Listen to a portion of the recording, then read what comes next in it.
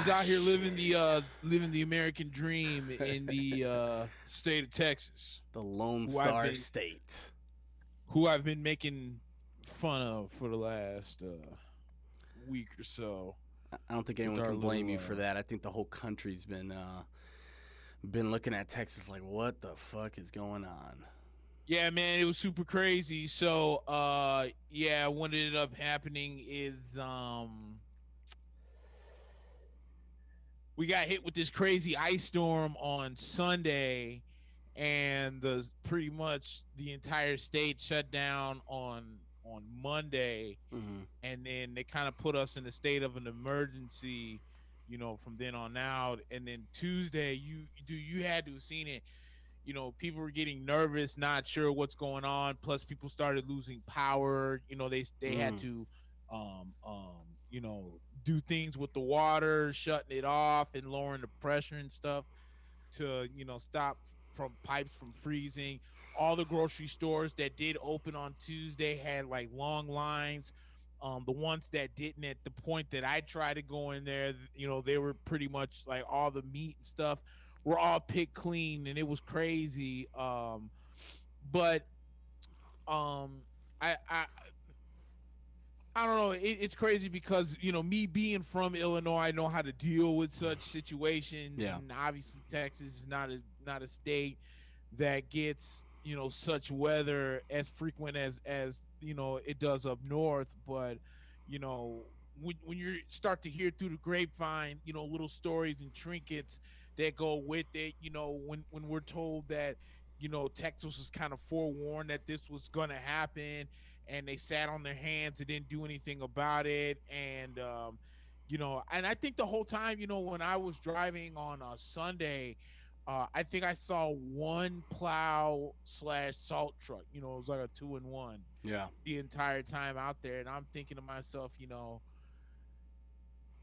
it snowed up here like 2 months ago, and you guys Yeah. didn't think like, hey, maybe we should, just in case if something crazy happens, maybe we should be prepared. And they weren't. And Yeah. everyone's excuse is basically, well, it doesn't happen down here that often, so we weren't due. I'm pretty sure you still have a few million stashed away at somewhere where you can just have a little salt sitting somewhere, in case of emergency. Yeah. You know what I'm And saying? even Like, the I don't snow, always use. like Say it again. like the snow, I can give them a pass on, right? Like, okay, you know what? You want to act like you've never seen snow before. That's one thing, right? You want to make the roads look slick and not good. That's one thing. But the power and just the overall incompetence around keeping the power on, and I know we discussed it Uh, before the show, but and I don't want to get too into the weeds, but you know, yeah. clearly this is a case of a company getting a lot of power because of the lack of regulation. Texas is not a part of the same grid as the rest of the United States, so they kind of handle it themselves. And when you give people the free autonomy to handle things, they'll make decisions like, do we really need to prepare for, that type of temperature? We don't want to spend that type of money this quarter because we've had a bad quarter, so it's clearly one thing about like the snow, that's fine, but the power, that's scary shit. Yeah, it really was. And you had people down here that had didn't have power for almost 2.5, 3 days, Yeah. and we're talking like in the teeth of the cold. You know what I'm saying? Yeah. So you had a lot of people who, you had a lot of people whose houses were getting to freezing almost. Yeah. Because they weren't able to generate any heat. But the one thing, the crazy thing was, the next day, as I mentioned, the lines were long, but the longest lines were people getting to fast food restaurants Right. and trying to get food, for those who've lost power and maybe even lost their gas and can't cook, or whatever the case was. So a lot of the grocery stores, tried to stay open as much as they could during the heart of it. A lot of the fast food, I know, had to be frustrating. People Oh. were talking about waiting almost in like a Whataburger line for like 2 hours just to Yeah. feed the family.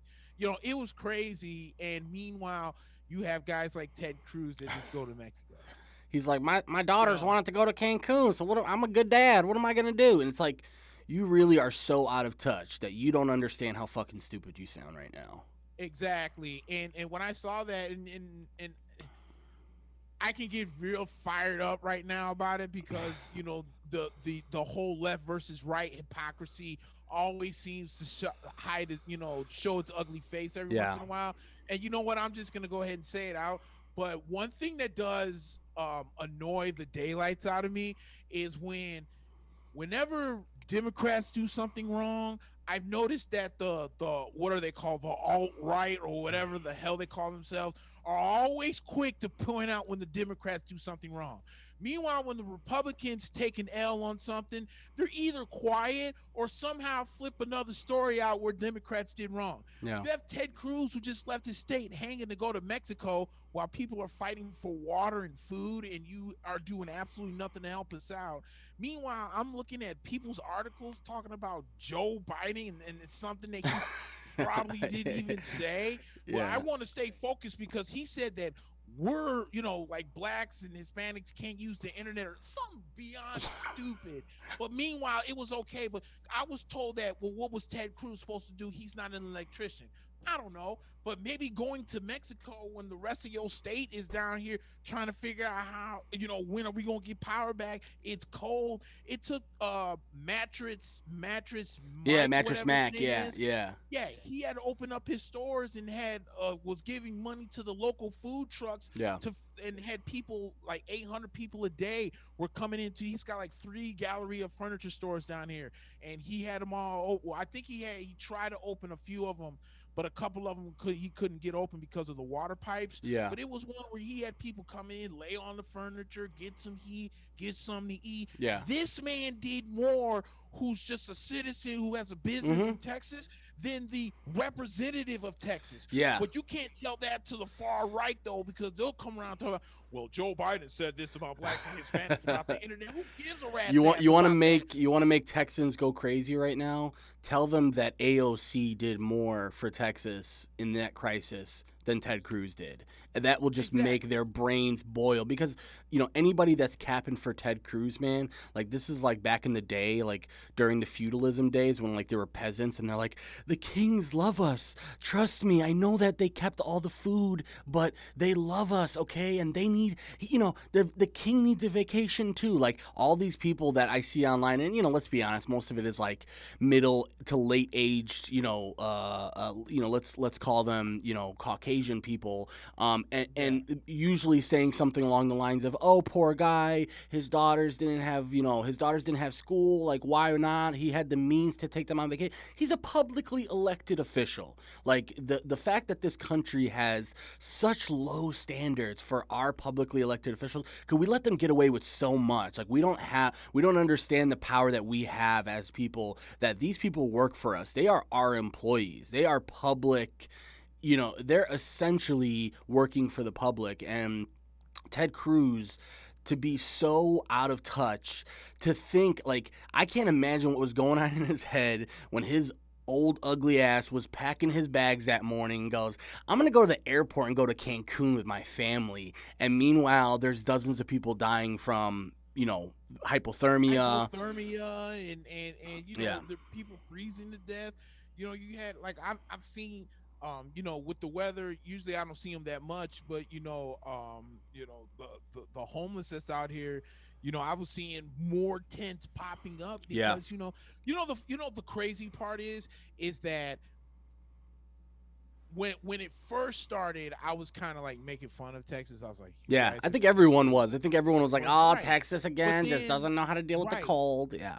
Right. But when you're actually down here and you see it, like the sad thing is they really don't know how to deal with this unless you're like, myself or Georgette, us that are from the Midwest that know how to deal with it, know how to drive in it. Like we know. They really don't know. So when the state gets cold and it's freezing and, it's pretty much chaos out here, this would never, I would in a million years probably think that if if I wasn't down here to really experience this, we wouldn't be talking about it. But it happened. Yeah. You know, and I'm not gonna lie, dude. It was kind of scary for a little bit. Hell yeah. Because I'm like, damn, dude. Like, what are we gonna do now? Because you're scared. Like, you don't want to open your fridge because you let the cold air out. But at some point, that food's gonna go bad. Yeah. And then it's just like a lot of hysteria. And that's why, when I'm told, well, Ted Cruz isn't an electrician. No, but the last time I checked, I thought the job of our elected officials was to prepare us. Yeah. We're not the weathermen. Like, the information doesn't come to us and then ping to you. Right. It has to ping to you for you to come to us. So, hey, hello, be like, hey, it's going to be a winter storm warning. We're going to have we got some salt. We got some backup salt just in case. It's called being prepared for the unexpected. Yep. Okay. The absolute lack of expectation that we have in our publicly elected officials. It's just like, Trump bad, Biden bad. Like that's as deep of a conversation as you can have with the average American about, what is going on as far as like how our publicly elected officials are failing us across the board. I mean, let's be honest. If if this happened, Nick, in New York, can you imagine the outcry of the Democrats, and another democratically deep state, and then when you really look at it from another point of view, you kind of like have to have a tough conversation with yourself where you're like, this is the Republican state. Texas is not just a Republican state, right? They are the Republican state. And I know there's democratically elected officials that are from the left in Texas. They deserve I don't want to give them a free pass. They deserve that too, because one thing that's unfortunate about our politics in Texas is that they are all indebted to the big oil industry and the big gas industry down there, and it's just so deeply embedded. I mean, like Beto O'Rourke, who is like historically known as like one of the most far left people to come out of Texas, is still entrenched in that. He is very, deeply embedded in the weird big money that comes out of oil and gas from Texas. So I think the most important thing is like we avoided a little bit of a national crisis, to be quite honest. I mean, you mentioned it before the show that they did some estimation and said if they left everything going for a few hours and didn't cut it when they did, and didn't do rolling blackouts when they did, we could have been looking at months with no power in Texas. And you and I both know what that looks like: a bunch of people, hungry people with guns, and no food. That wouldn't be a good idea. Hey, which is another thing too. Like, no one looted down here in Texas. Sure. Yeah. And that was like that was almost like a borderline wide open opportunity. But Nick, let me ask you, if shit hit the fan and let's say it's Friday now, and then they're like, hey, by the way, we might have another month of this, desperation hits in, and people are gonna do crazy shit, And I would have been in Illinois if that would have happened. Yeah, 100%. I would have definitely. Yeah, because God bless him. My dad's always keeping an eye out on what's going on, and he called up. He's like, "Man, y'all need a ticket home." I was like, "Nah, we got the power and stuff on." Yeah. So we're good. Shout out to the OGs, man. They for real. They never stop with that.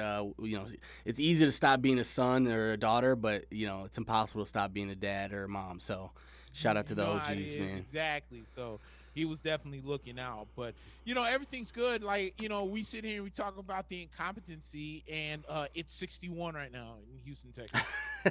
So, yeah, I mean, and, that's the funny thing too. Like, I'm like coming down here, I'm thinking like, oh man, Illinois is gonna get smoked. I bet you with that polar vortex. Oh, it's gonna suck. It's never gonna touch down here. And go figure, my fat ass mouth. And here it is. It freaking touches Houston and Texas, and the whole state goes psycho nuts. They're like, what are we gonna do? Damn it. Well, I'm just happy to hear you're safe and that Georgetta's safe and everybody there is safe, yes. man. And again, we don't want to get too deep into it, but at the same time, do better, Texas. Do better. Hey, and by the way, I don't mean to interrupt. No, go ahead. Shout out to like all the food trucks down here in Texas. They stepped up. I know that. Okay. if there was ever a time where fast food workers deserved $15 an hour, Yeah, probably the last 3 days would have proven it. I yeah, mean, it was so crazy. Like all the grocery store workers, all the fast food workers, all the food truck workers. Like we were going around looking for food, and we found like a lot of the like the Middle Eastern cuisine halal meats yeah. food trucks. Hmm. I'm like And those are beggars fire can't. I mean, too, I love son. gyro meat. Yeah, And I love gyro meat. yeah, So I mean, everyone, it's a Chicago staple. Like, how yeah, you from Chicago? You say you don't like gyro meat. yeah. That means you're not from You're not, here. you just we can't You know what I'm claim you saying? if you don't like gyro And meat. Yeah. yeah, I'll tell you what, Chicago makes far better tzatziki sauce. Uh But huh. don't get me wrong, dude. That gyro was banging. It was fire to me. You guys have You know, better I meat. You guys have better meat in Texas than we do in Illinois. I'll go out on a limb and say yeah. that. You guys get way better chicken and beef and stuff like that. Especially beef, of course. That's like beef capital down there. So And I'm gonna tell you what, dude. Hey. People can say what they want, but don't sleep on the Mediterranean, Middle Eastern food carts. who you telling, Between man? Chicago, New Yeah. York, and Texas, I've never been to one that was terrible. Yep. Yep. Yeah, and it's I always went to consistent one. as far as like consistency is concerned. You'll Yes, never have one that's like, oh, this one was pretty good, but this one was like they're all like right there. man. When I went to New York, I went on one.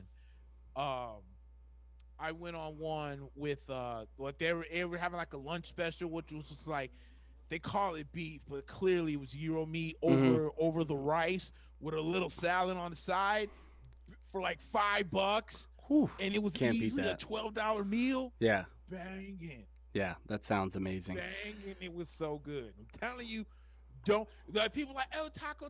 Nah, do not sleep on the Middle Eastern Mediterranean carts. It They're will still blow catching your up mind down out there. the They're still catching up in the South right now when it comes to that. You know, they're a little true. behind. They're a little behind us on that. But again, man, happy to hear that you're safe and everyone's safe down there. And it is 3:33 on Saturday, the 20th of February. We've got a lot to get into here. I want to jump into you talked about Houston. I want to talk to you a little bit more about some potential Deshaun Watson trade. So we'll jump into the trade that happened this week with Carson Wentz, discuss that a little bit more. Another couple Yes, landing sir. spots for Deshaun and maybe a couple landing spots for Sam Darnold. And then we're going to get into the NBA and the NHL because we haven't talked about it in a while with all these football-dominated shows. So talk about the standings in the NBA and also talk more NHL because we've, like I said, just had a lot of up and downs when it comes to the football. Just so much content there. So we'll talk about that, and then some potentially troubling news for the UFC as I'm seeing it roll in here as we're talking. Luis Pena's lightweight bout with Drakkar Klose was taken off the UFC Fight Night card hours before the event due to COVID-19 protocols.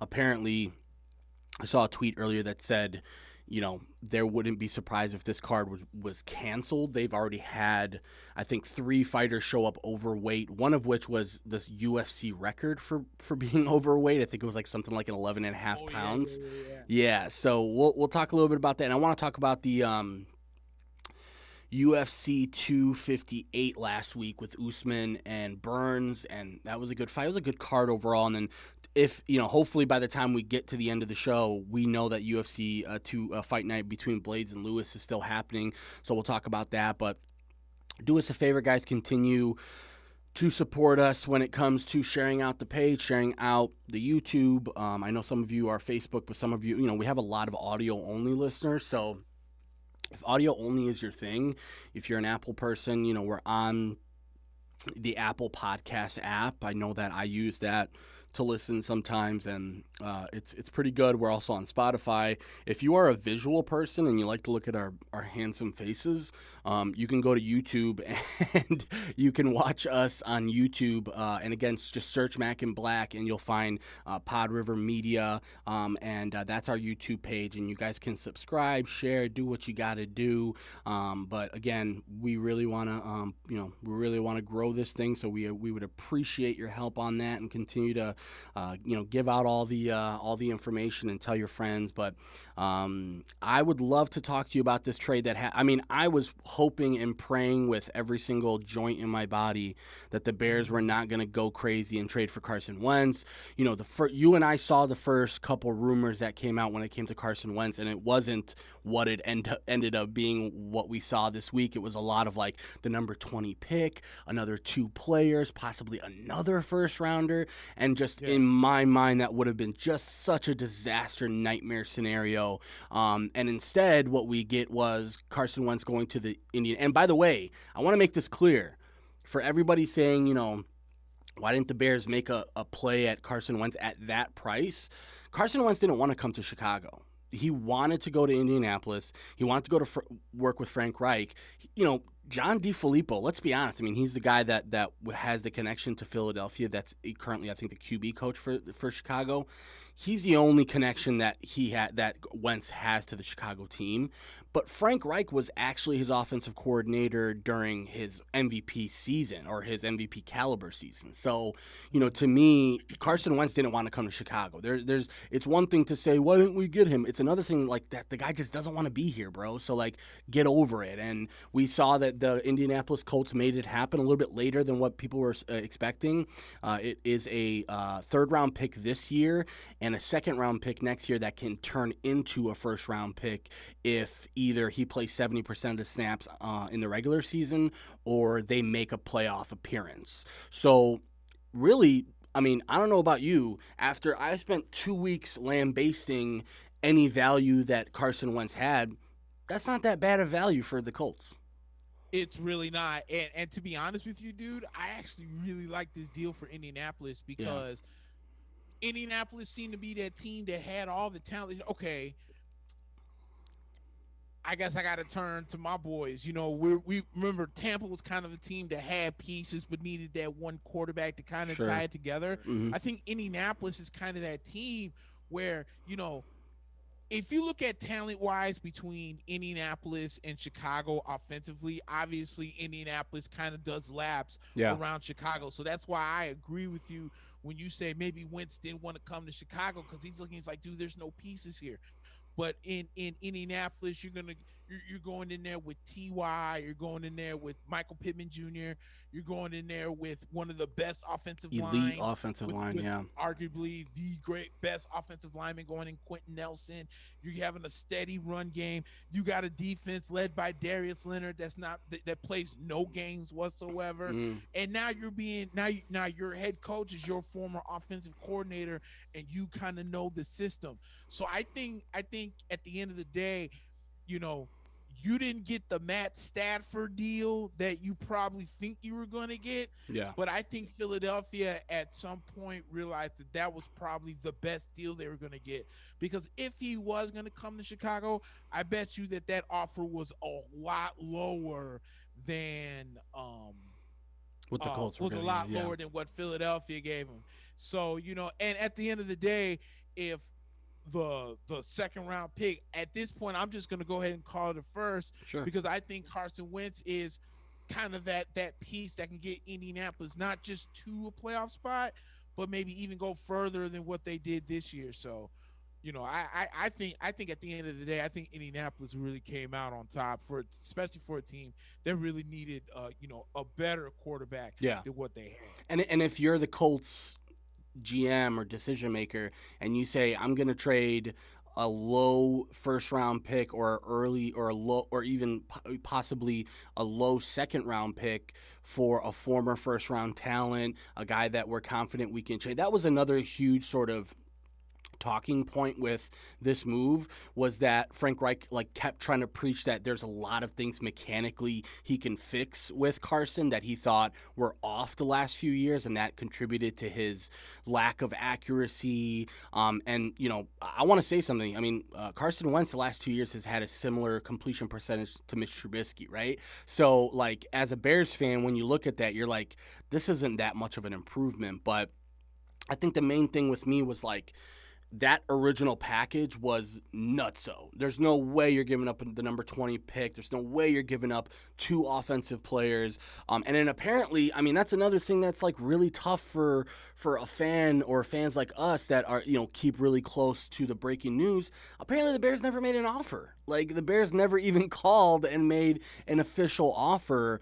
It was just like kicking the tires, right? So I think the one thing that shows, first of all, is that the Bears are in serious, talks for a new quarterback. I think there was a lot of talk between Bears insiders this year that the team was happy with Nick Foles and that possibly, Nick could be the starter next year and then possibly, draft a guy like Mac Jones or draft a guy like Zach Wilson or draft a guy like whoever it may be that will, Trey Lance that may drop a little bit and just try and sit him behind Nick Foles. And to me, the Bears have way too many holes for that, to be quite honest. And also, I mean, you'd have to pay this guy Carson Wentz. I mean, that's another thing. Philadelphia ate like $33 million in dead cap space to get rid of this guy, and all they got back was a third and a second rounder. And Philadelphia's going crazy right now because, I mean, they cut Deshaun Jackson. They're on their way to cutting Alshon Jeffrey and Malik Jackson and some of these other veteran guys, and they're clearing space. But then you just got rid of $33 million on the cap. And by the way, this is like a year and a half.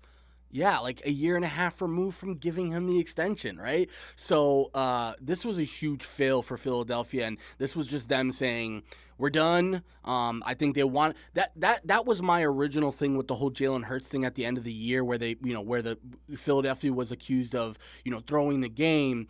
And in my mind, what I saw there was a team looking out there and saying, that's our starting quarterback in 2021 out there in a meaningless game right now. And I think you can start to give them a little bit less flack for that game because when they brought in Nate Sudfeld, everybody was saying they're tanking. They just wanted to. And really what it turned out to be was, hey, that's our starting quarterback out there. We know we're not going to have Carson Wentz back. So I think that adds a little bit more context to it. But Philadelphia in pretty much every scenario here comes out as pretty much the loser.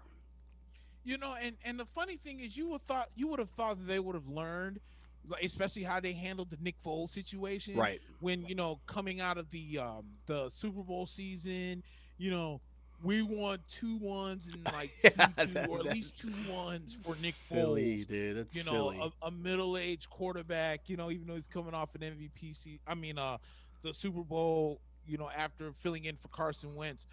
But we want 2 number 1s, and that didn't go over well. Yeah, good luck. And so then you come out with Carson Wentz, and then you're thinking you're going to get the Matthew Stafford overhaul, and that's not what you got. Right. You know what I'm saying? So, yeah, I thought I'm with you. I think they really flubbed it. I think what they thought they were going to get, what they ended up getting, clearly they weren't on the same side of the page. And now you just let Carson Wentz pretty much go to the best scenario for a team that really needed a quarterback to really potentially get them over the hump. Because I can guarantee you this, I bet you Carson Wentz will not throw as many interceptions as he did last year with Indianapolis. Better receivers, better offensive weapons, better offensive line, better running backs. It's just a better overall package of what he had in Philadelphia. Yeah. In Philly, he was trying to make things happen. In Indianapolis, he's got wide receivers that can make things happen. Yeah. So I think Carson Wentz really was the biggest winner so far in everything that happened. And that's no diss to Matthew Stafford, but for me, the jury's still out on Matt. Yeah. Because it's like, okay, you had so many years in Detroit, and at the end of the day, you can clown Detroit all you want to for a lot of things, but what was the one season where Detroit came out to like that crazy like 6-0, 7-0 start, and then they ended up 10-6, still made the playoffs, but then got whomped by New Orleans in the playoffs. Yeah. And one of the Megatron super years. Yeah. Yeah. And the thing, and the problem that I have is it's like, Matt Stafford was a guy that had the talent, but there was times where he was hurt, and you could tell he was hurt. And I think that there's so much blame going around the Detroit Lions, their incompetency of a franchise, that I think that Matt Stafford should have caught some of that hell too. Yeah. Yeah. Because in sometimes in the biggest stages he really didn't show up. Yeah. So the jury for me is still out on him. Is he that much better of a quarterback than Jared Goff? But I think clearly, of all the moves that has been made, I think the Indianapolis Colts really came out on top.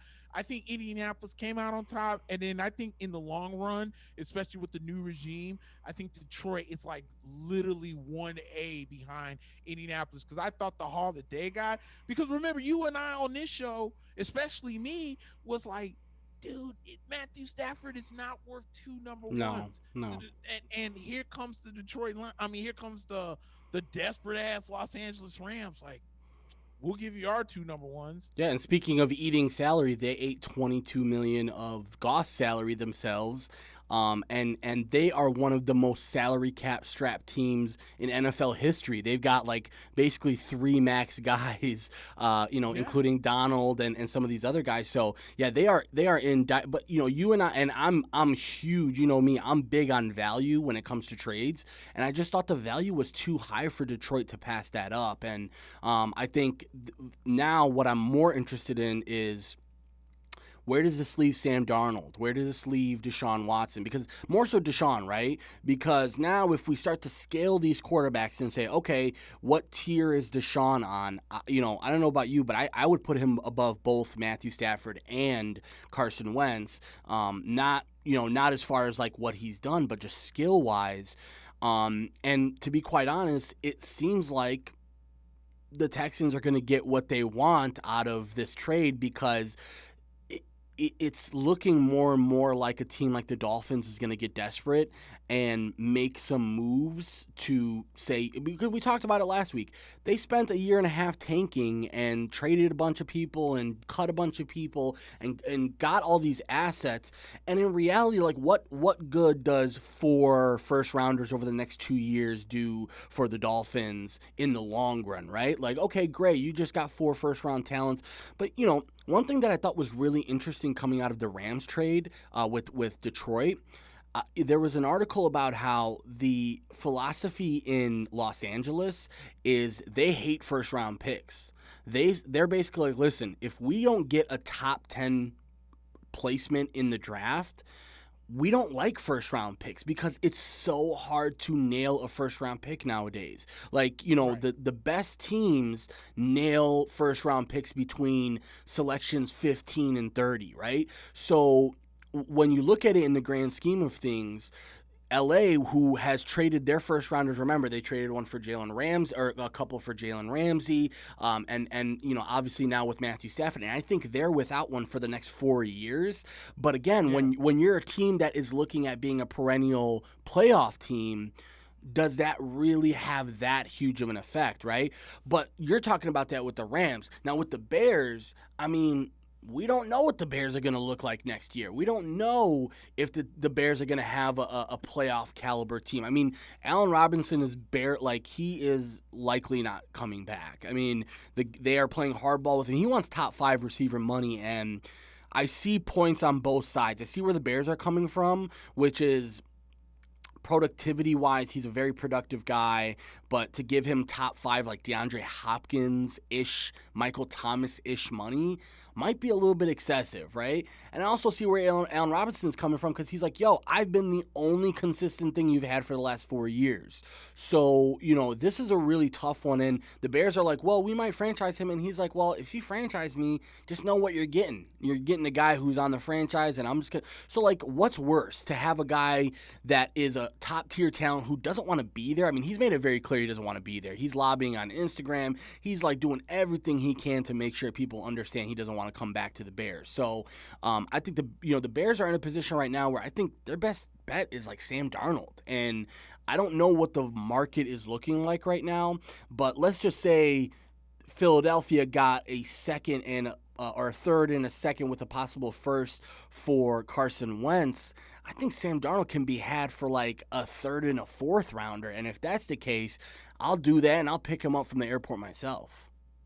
Yeah, and here's another thing too, because if I read correctly, there might actually be some rumblings in the Jacksonville Jaguar camp that some people may not be that sold on Trevor Lawrence going number one. Yeah. And if you're the New York Jets, I think the Jets are a team sitting there at two where I think the week of the draft leading to draft night will be the most tense night for the New York Jets, because I think they're either going to shock the world and make a deal no one sees coming, or they're going to stay at number two because they're hearing that maybe Justin Fields is someone that Urban Meyer might want at number one over Trevor Lawrence. And the Jets will then pretty much be in the same position that Miami was in last year when they didn't think they were going to get Tua, and lo and behold, he slips down to 4, and they end up getting their guy. So maybe the Jets are in the same position. So that's why I'm saying, I think I think the future of Sam Darnold happens to whatever the Jacksonville Jaguars do at number one. I think if the Jaguars end up taking Trevor Lawrence, I think the Jets keep Sam Darnold. I think that if Jacksonville drafts Justin Fields or somebody else for that matter, and Trevor Lawrence falls to 2, I think the Jets take him and they try to trade Sam. And think about it, dude. We kind of sat and like last week and a little bit the week before and talked about like potential teams that some of these QBs can go to, and now we have to figure out what's the best fit for Sam Darnold. Is it Chicago? Yeah. The question for me is not whether I feel Sam Darnold. Okay, so for a team that needs a quarterback, yes, the Bears are probably in the top 2 of that list. The question becomes, does Sam Darnold fit whatever it is that Matt Nagy is trying to do? Yeah. Which then starts to make me want to ask the question, well, what's Matt Nagy trying to do? You get what I'm saying? Like, what kind system? of offense are you trying to run, bro? Yeah. Are you running a running gun? Are you running a 8 seconds or less type of offense? Like I said, that would technically be the running gun. Are we doing air raid? Are we doing hard nose? Like, what are we doing? You know what I'm saying? Like, think about it. When the Bears went 12-4, I think the main reason offensively the Bears went 12-4 was because they correctly used Tariq Cohen. I don't know who in the Bears brass thought that Tariq Cohen being every down back was a smart idea. He's not that kind of guy. Yeah. Like, no football team was saying, hey, Darren Sproles, we really like your speed. Here's 25 carries a game. No, because he wasn't that type of running back. Yeah. And that's where I think they screwed up. So I think, once again, and I mentioned this before, this is why I think the Bears kind of dropped the ball on firing Matt Nagy, because I don't even think that, like, I know Bears fans have no idea what he's trying to do offensively. I can tell you that right now. He wants to be Kansas City, but we're not Kansas City. Exactly. That's from exactly. Yeah. Exactly. You unfortunately you don't have like 3 potential speed demons and a future Hall of Fame quarterback, and a potential Hall of Fame tight end with a pretty solid offensive line when it's healthy. Yeah. The Bears don't have that. So that's what I'm saying. Matt Nagy has to, at some point, him and Ryan Pace have to at some point sit down and figure out what kind of team are we. So when I make these draft picks, when we make these draft picks, when we make these moves have to be something that best fits this offense. Because if you're talking, and my buddy Carl Witcher, who's watching, says Nagy's an idiot. I'm just saying, like, he looks lost. Yeah. The team looks lost. And it's not, there's no, like, that's the thing. There's no beacon of hope here. You know what I'm saying? It's like, when you look at it, the team is in a terrible financial situation right now. They're going to have to ask Khalil Mack, Kyle Fuller, Eddie Jackson to possibly relook at their deals, restructure their deals. And then, like, you're going to have to make some serious cuts. And then that's another thing, like, when you make these types of cuts, you have to replace those guys. So then, you're talking about Bobby Massey is a cut candidate. You're talking about Jimmy Graham is a cut candidate. You're talking about Buster Skrine is a cut candidate. Danny Trevathan, cut candidate. These are all guys that you're going to have to replace. These are starting guys. Buster Skrine was a nickel corner. Danny Trevathan was a really important part of the defense. When you look at it, Jimmy Graham was on the field for like 80% of the snaps this year. Bobby Massey, even though he's not that great, that's a hole on your offensive line.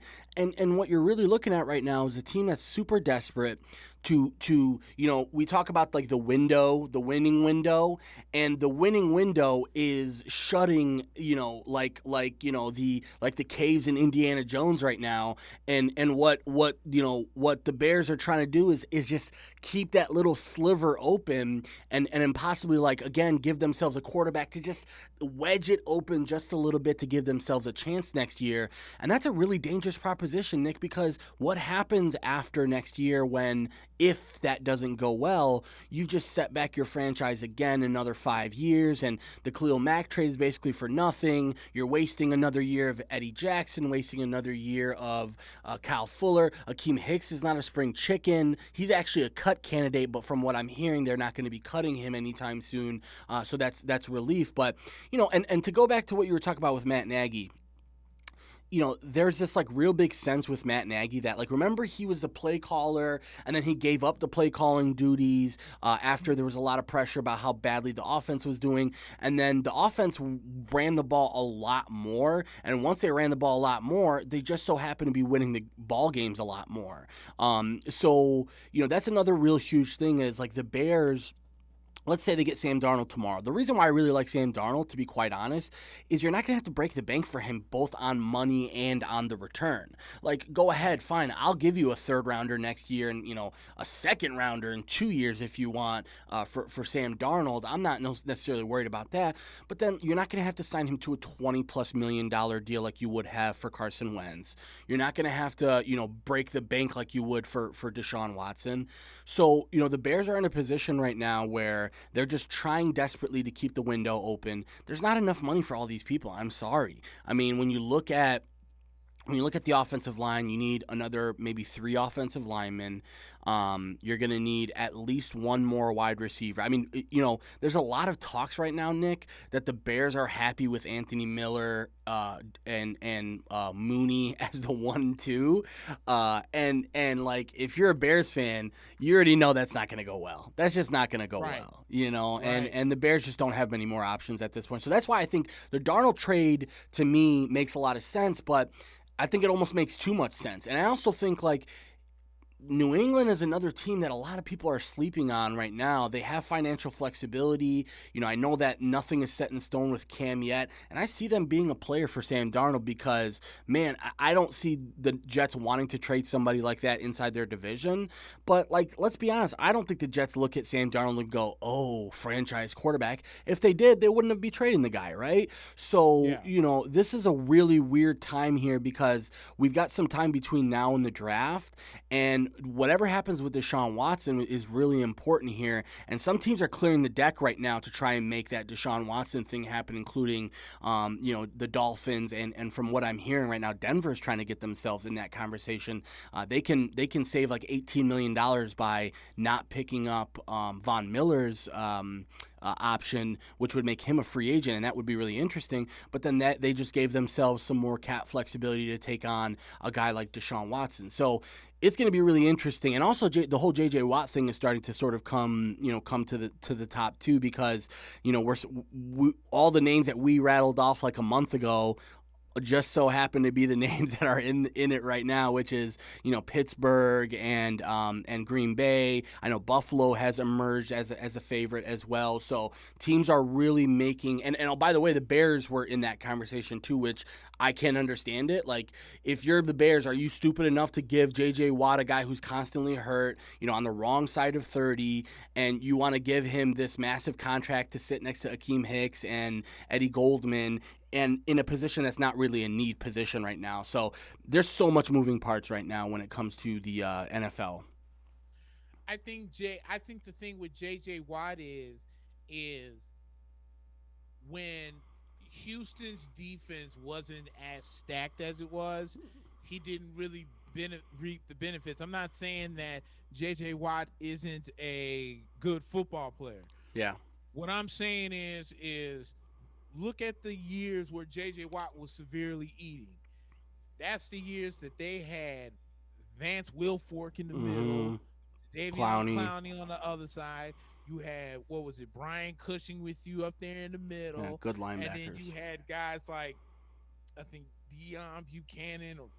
They had Kareem Jackson, and yeah, they had a good safety tandem as well. You get what I'm saying? Yeah.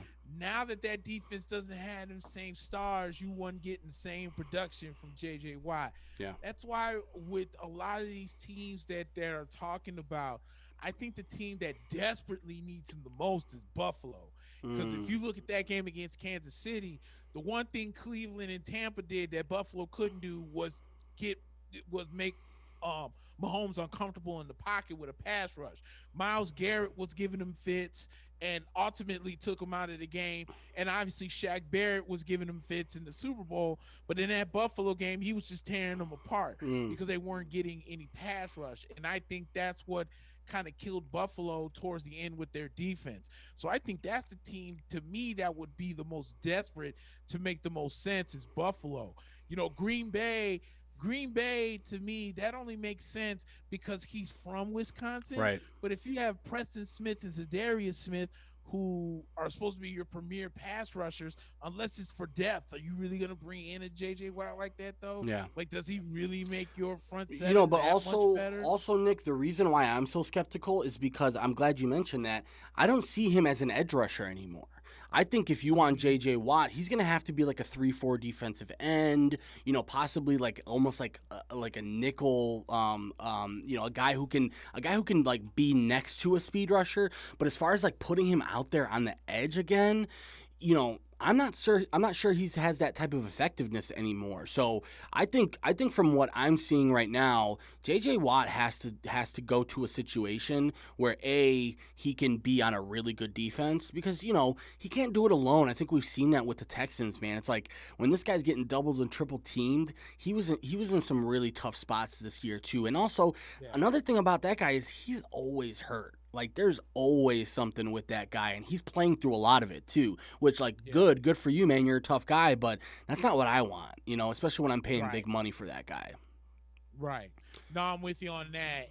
You're right. It's always something new. Like, one year it's a leg, next year it's a knee. Then he had the elbow, and then the elbow. Then he's coming out with the big sling. With the big sling, and then the cast on the hand, and it's like, that's too much, man. And also when it comes down to it, like the teams right now that there's a couple of different teams that have cap space, and almost none of them are going to be throwing money at JJ Watt. I think most of the people who are going to be throwing money at JJ Watt are going to be teams like Buffalo and Green Bay who are like in contender status but not necessarily have the most money to spend. So like I don't know how much he's going to yield. Who knows? I think, anybody that's saying he's going to get close to what he was making in Houston, which I think was like something like 15 or 18 or closer to $20 million. No fucking way. And if you're a team that wants to give him that, more power to you, but I don't want my team giving him that. No way. And it's a few Bucks fans that are chomping at the bit saying, "Oh, let's bring in JJ Watt." How about we try and focus? First off, you got a lot of in-house stuff to worry about. Yeah. You got reports coming out, and I remember when Leonard Fournette was a healthy scratch.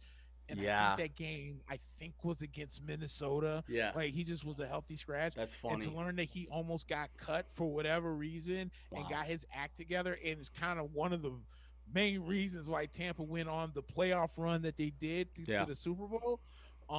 That was crazy. Yeah. I as a matter of fact, I just read, because, Tampa coming into the season or coming to the offseason was like $22 million under the cap, but now it's going to be a little bit less because a couple of guys got incentive some playoff bonuses and whatnot. Yeah. So now it's down to 18, but Mike Evans has already said that if he needs to forfeit some of his money to help re-sign some guys to run it Yeah. back, he said he'll do it. There's talks that Tom Brady might actually do the same, because I think he's due 25 million this year. He might do the same and restructure his deal, and try and run some guys back, because you got Shaq Barrett that's due to get paid. You got Sue that said he wants to come back. You have Chris Godwin, who's probably going to end up getting paid. And you got Leonard Fournette that's going to need to get paid. Matter JPP of too, fact, right? there was a story that came out where Leonard Fournette had allegedly said that he wants to come back to Tampa, but he didn't want to split carries with anybody. And then he came out 2 days later and said that whoever reported that was a lie. He said he wants to come back to Tampa, but he never said he would not split carries with anybody. Okay, yeah. So that seems to be a lie. So it sounds like he wants to come back to Tampa and run it back with him and Ronald Jones in the backfield, because Ronald Jones is going on to the last year of his rookie deal, if I'm not mistaken. I think so too. Yeah. Yeah, so we can keep that 1-2 tandem in check. So we'll see. Like, even Donovan Smith, believe it or not, got a huge contract extension, and I wouldn't be shocked if it came up and they came to him and he was like, "Yeah, I'll maybe transfer this to like a signing bonus, and free up some space so we could." So it sounds like the Bucks right now being selfless and trying to bring everybody back to run it back one more time. So we'll see. Tampa might be one of those teams that, outside of whatever you're going to get rookie wise, maybe there may not be that many not all-star, but free agents that really need to come in and fit in this team, if we're talking about. And we still got to pay Levante David. Yeah. And then what about JPP as well, too, right? JPP. I think JPP as well. Yeah. So there's a lot of guys. To fill with a little bit of money, but I think somewhere Jason Light and Bruce Arians in the front office will figure it out. When you win a Super Bowl, you make it work. You know what I'm saying? It's like, nobody wants to leave that environment, especially guys like Leonard Fournette. I mean, that's the best thing about Tampa Bay is, like, that's the good thing that happens when you go and take a chance on a guy like Antonio Brown or a guy like Leonard Fournette, is the next year you are the only, now that all these other teams now are going to start calling, Leonard Fournette and Antonio Brown like, "Hey, why don't you come play for the Raiders?"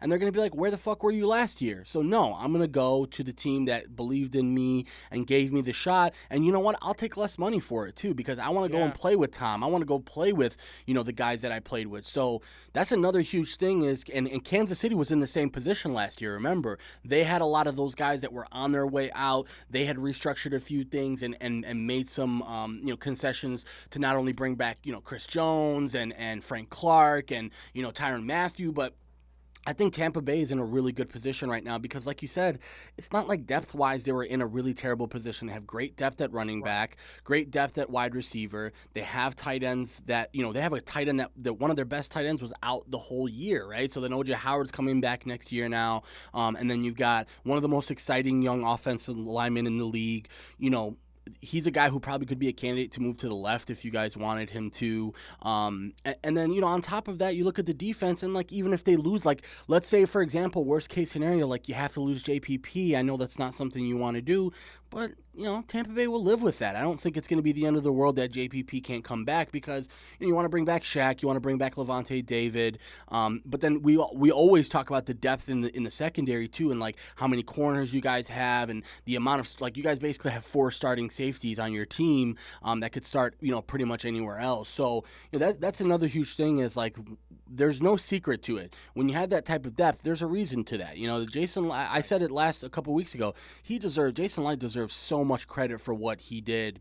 Not only to bring in Tom Brady, but to understand it's not done there, right? It's like when they brought in Tom, you still didn't have Leonard Fournette, you still didn't have Antonio Brown, and when you looked at it, you go, we actually have a pretty good offense. We actually have good. We drafted this kid, Keyshawn Vaughn. We have LaShawn McCoy. You know what? At wide receiver, we drafted Miller and Johnson, or we had Miller and we drafted Johnson, and you're like, we don't necessarily need these guys. But what did he do? Well, you know what? I'm going to ask Tom, and Tom goes out of his way to recruit, not necessarily recruit, but give his pitch for both Fournette and Brown, and what an effect both of those guys had. Brown had made a couple of huge catches late in the season and in the playoffs, and then, Leonard Fournette, playoff Lenny, as he's going to be, playoff P is one thing. We're not going to call it playoff P is one thing, but I'll give playoff Lenny to Leonard. P tickles me every time I hear it. Playoff P.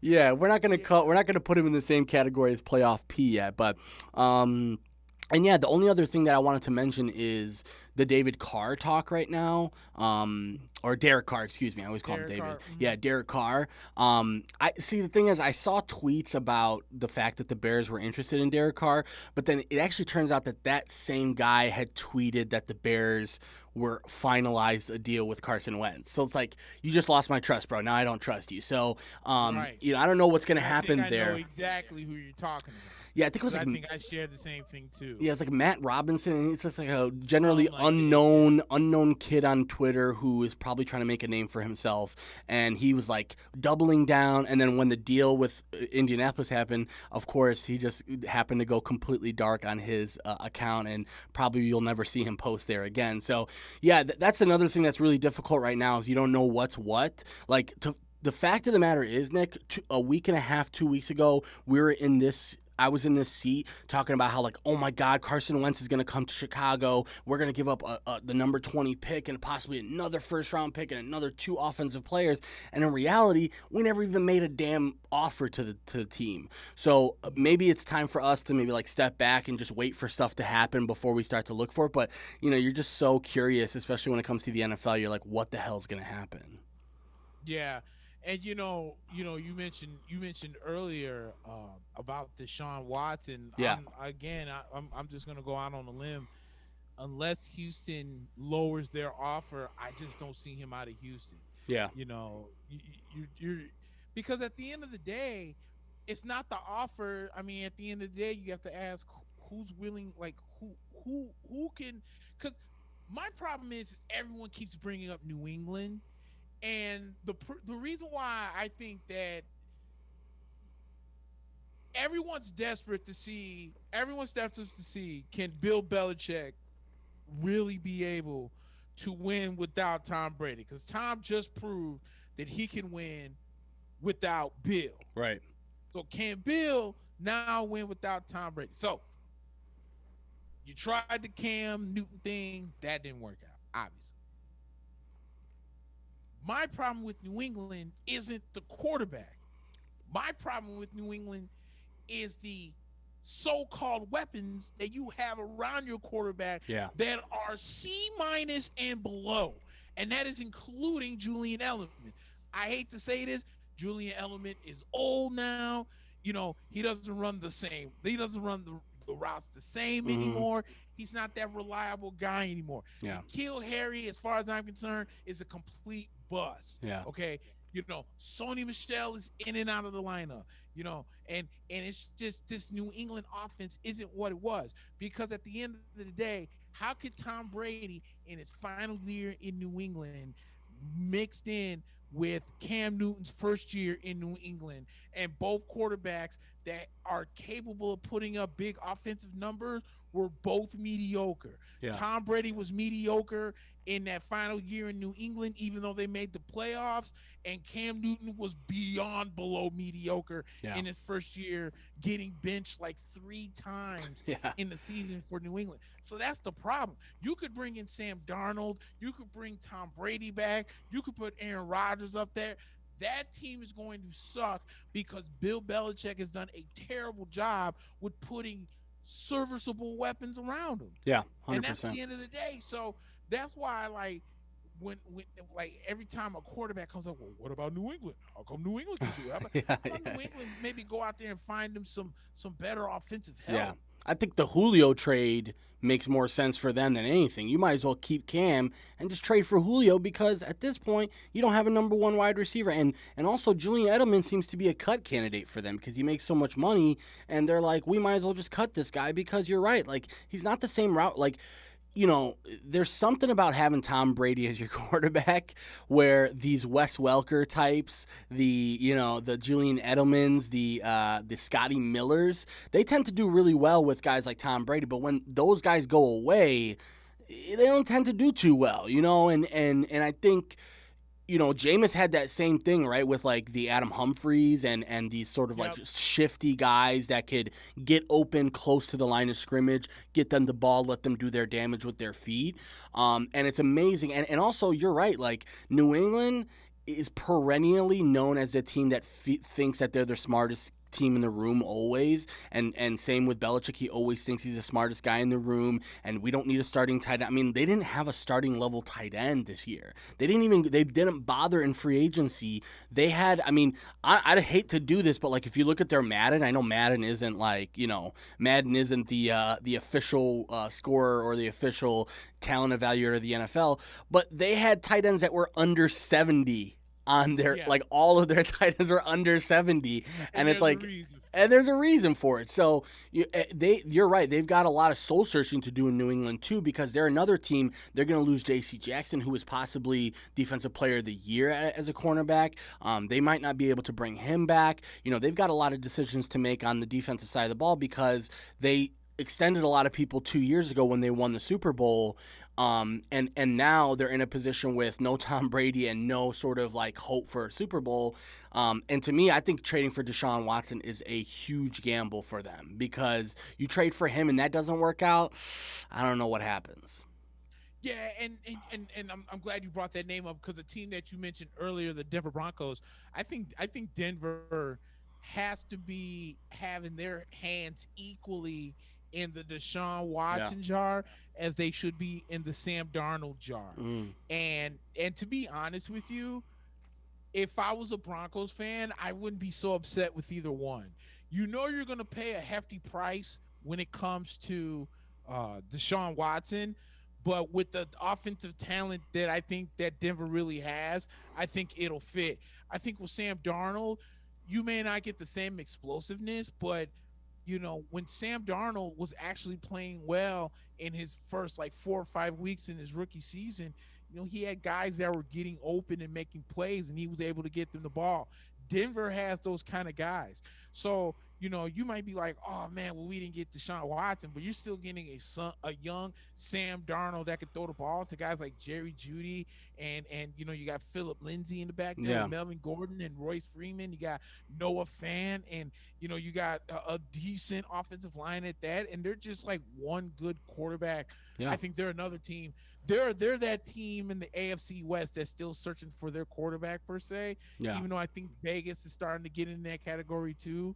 But I really think that either Sam Darnold or Deshaun Watson, I guarantee you, is going to be in Denver. And Denver would be interesting too, because we talked about it. They would have to probably give up Von Miller on that team option, and he would hit free agency, and that would be a nutso thing itself, because Von Miller still got tread in his tires. I just think he's had a really tough last couple of years injury-wise. And let's be honest, Denver has had a tough last couple of years injury-wise, the whole team. Bradley Chubb went down with season-ending injuries. They've had Phillip Lindsay go down a few separate times. They've had, their number, for all intents and purposes, a lot of people forget about this guy, but their number one receiver in Denver, oh my God, his name is escaping me now. He got 2 straight years, Cortland Sutton, where he was supposed to be like their number one breakout receiver, and then he has a year-ending injury. So I don't know what's in the water in Denver, but if they give up Von Miller, there's going to be a lot of teams clamoring for Von Miller, and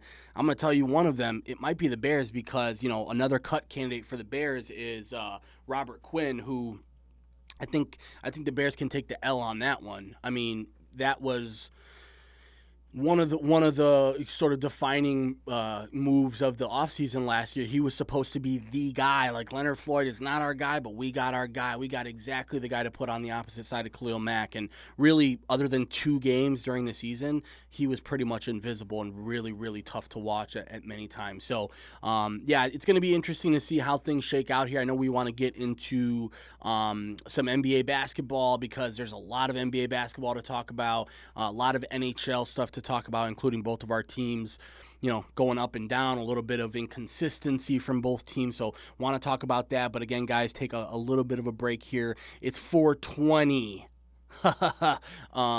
Central. Yeah. So, again, appreciate you guys checking in and watching with us. And just do us a huge favor. Continue to support the show. Like, subscribe, share it out. If you guys have a few minutes right now and you're listening, I don't know if you're listening live or you're listening after the fact, but if you got a few minutes right now, scroll out on your phone, go to iTunes and look for us on Mack and Black, subscribe, and leave us a nice review. Or, YouTube is another big thing we're trying to grow pretty heavily here. We're a visual show just because you definitely want to see our mannerisms and what our faces look like. So, if you're an audio listener, try out the video. Go to YouTube, subscribe to the YouTube, and turn on notifications too. That's another big thing. You'll see exactly when we upload, and you'll get the notification so you can be the first to watch it. But there's a lot of NBA stuff to get into, man, and a lot of stuff we haven't been able to get into the last few weeks. MackandBlack.com. Yeah. Station identification. We're gonna do. I have a little drop in. I have you know what's crazy? I don't think you could see it on the camera, but we have a little almost like a little sound bar here that we can play little drops. So we're gonna be expanding things a little bit more. You guys will hear a little bit more production, and we're trying to expand the reach of the show. Expand the reach. I just want cool microphone filters, like, make me sound like Barry White or something like that. But yeah, if you're watching and you're a Bulls fan, I'm sure you're a little conflicted right now. This is like as good as this Bulls team has played in almost 4 years, and you're still not that great. Like, the Bulls are not necessarily a team that you're like, that's a great team, right?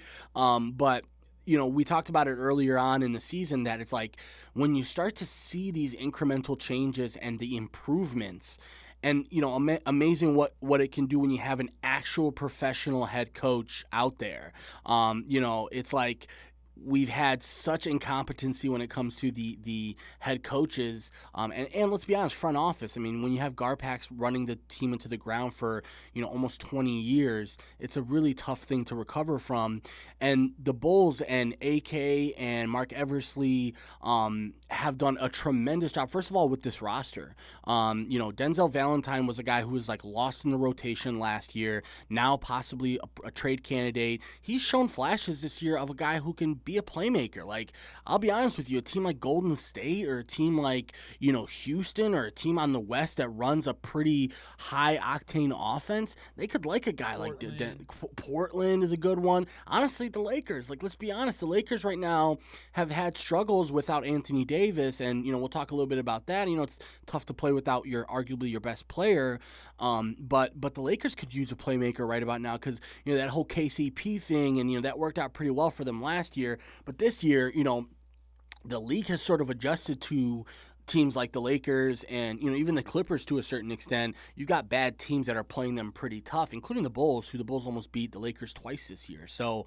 when it comes to the Eastern Conference, you can see the parity by just looking at the standings. It's like pretty much like if 5 to 10 or 12 in the conference are within like 3.5, 4 games of each other. So still lots and lots of basketball to be played, of course. You've got Miami, who's playing from behind. You've got Toronto, who's playing from behind. The Knicks are hanging on to a late playoff spot themselves.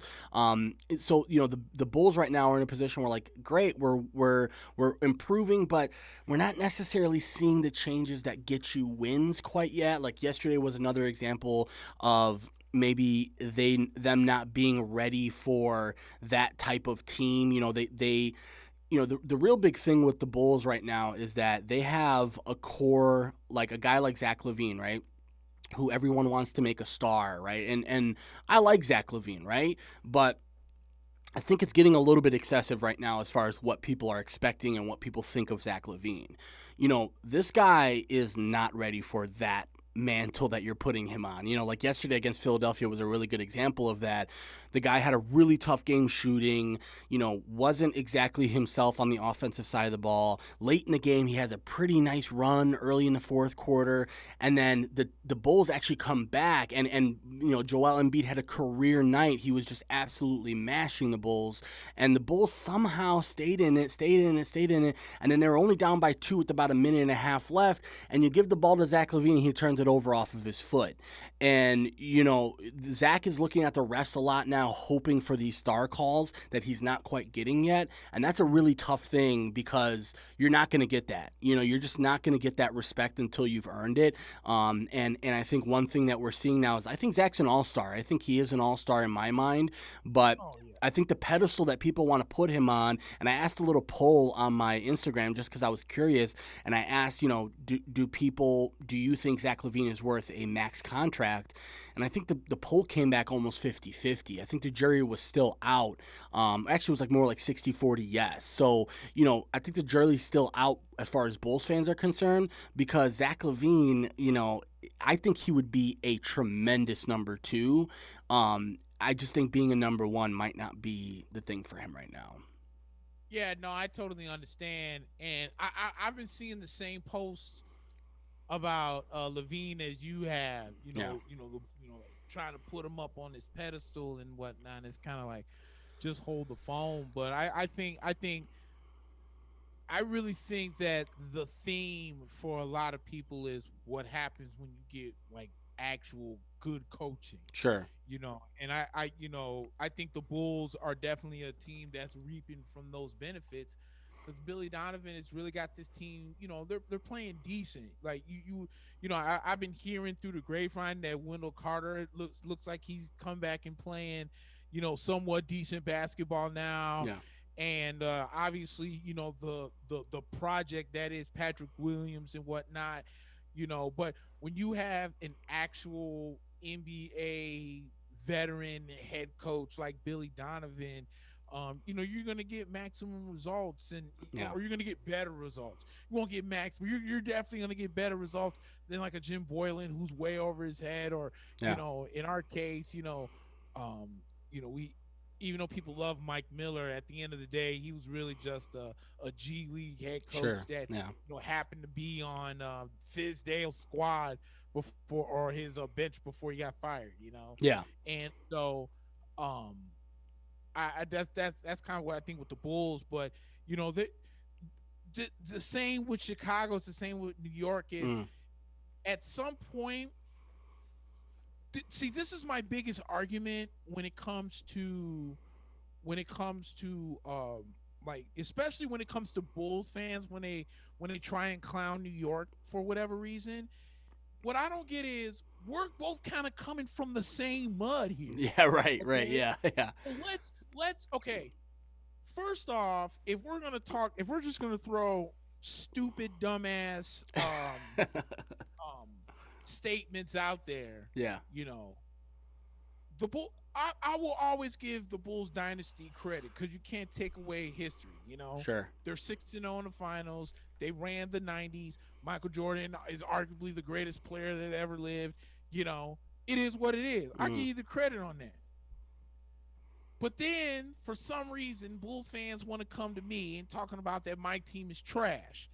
But please, if we were going to sit here and talk about all the woes and the L's that Bulls fans have come through, we're going to get the same pot of coffee for you guys as I would get for us. Yeah. You know what I'm saying? Yeah. Like, we're not in the same boat. But, you know, I've been saying since day one that, first of all, I think the New York Knicks, in my opinion, are 3 years too late.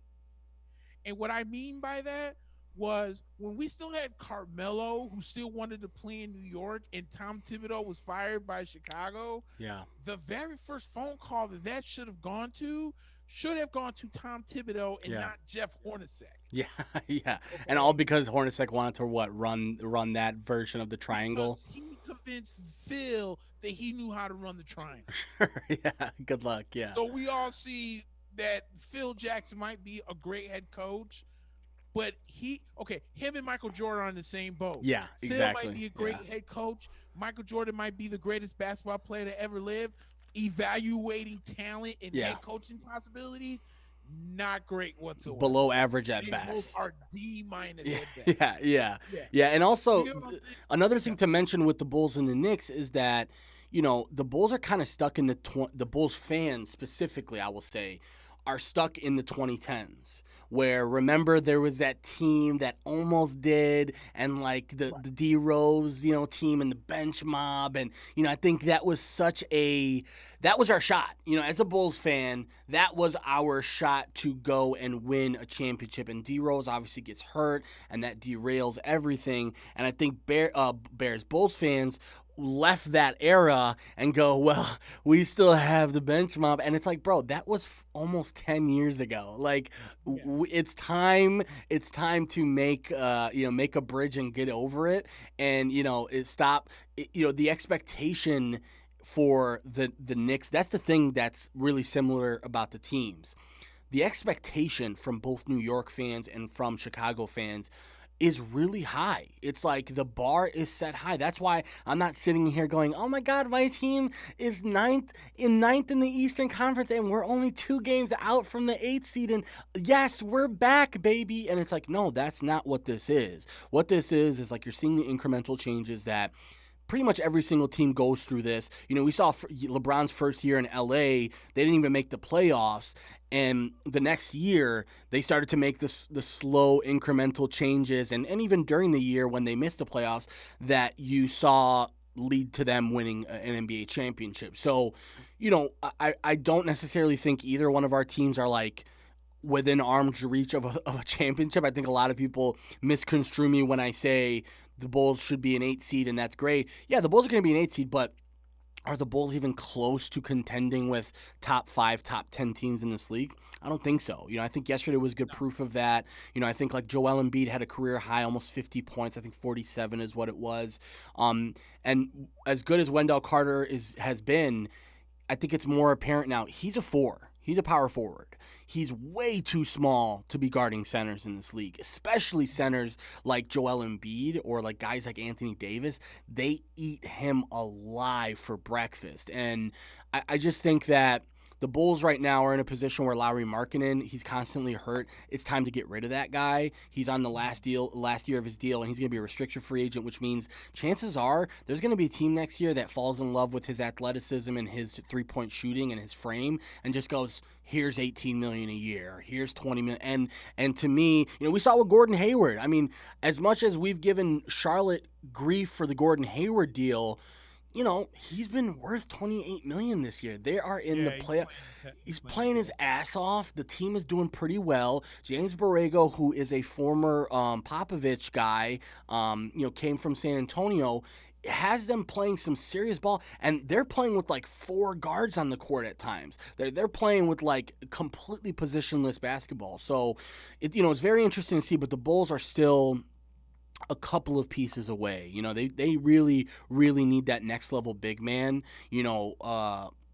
I know a lot of people are saying, well, Anthony Davis it might still happen. Anthony Davis might not stay. And, we've talked about the whole Rich Paul thing and how, it's pretty much good as done as far as the extension is concerned. But, I think in the grand scheme of things, the Bulls right now, if you're a Bulls fan, you're happy, but you can't be content with this brand of basketball. I mean, let's be honest, Nick. I think it was Thursday or Wednesday. The Bulls were down 25 at half to Detroit. And under Egghead, they go in, they're punching their clocks at halftime, and everybody is back out, going through the motions for another 24 minutes to get the hell out of there so they can go drink some Hennessy and smoke some weed. So, the idea that the Bulls were down by 25 at the half to one of the worst teams in the league, Billy Donovan comes out and actually benches 3 of our starters. He benches Patrick Williams, he benches Kobe White, and he benches Wendell Carter. And what he says is, I need veterans out there right now. And what happens? The Bulls come back and win that game, likely because of that. And actually, the guys who got benched came back in and made some really serious plays, including Kobe White and Patrick Williams, who had a big shot as well. So, it's so early in the game right now for us. I think New York is a little bit farther along. That deal for D Rose actually shows that New York is like, we're a little bit farther along right now. We can afford to make moves like this and improve our team like this. And I know that it's been a little bit up and down, but I think defense is one thing that you have to be really excited about if you're a Knicks fan. Oh, yeah.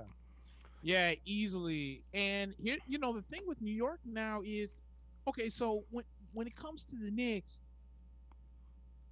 Tampa Bay has done, and New York right now is showing it.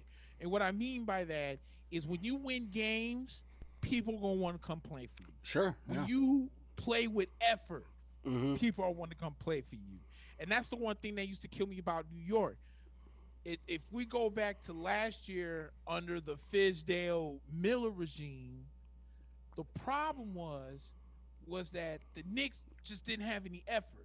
Like David Fizdale, I don't know if he was over his head, but at the end of the day, that's another big mistake by the Knicks, because this is the same guy when Marc Gasol was in his prime, doing big things down in Memphis, almost left Memphis because of David Fizdale. Ran him out of and town. all David Fizdale did was come to New York and say, well, I'm going to finish the entire deal with KP, and got rid of him. Yeah. And now the Knicks had to, pretty much reset.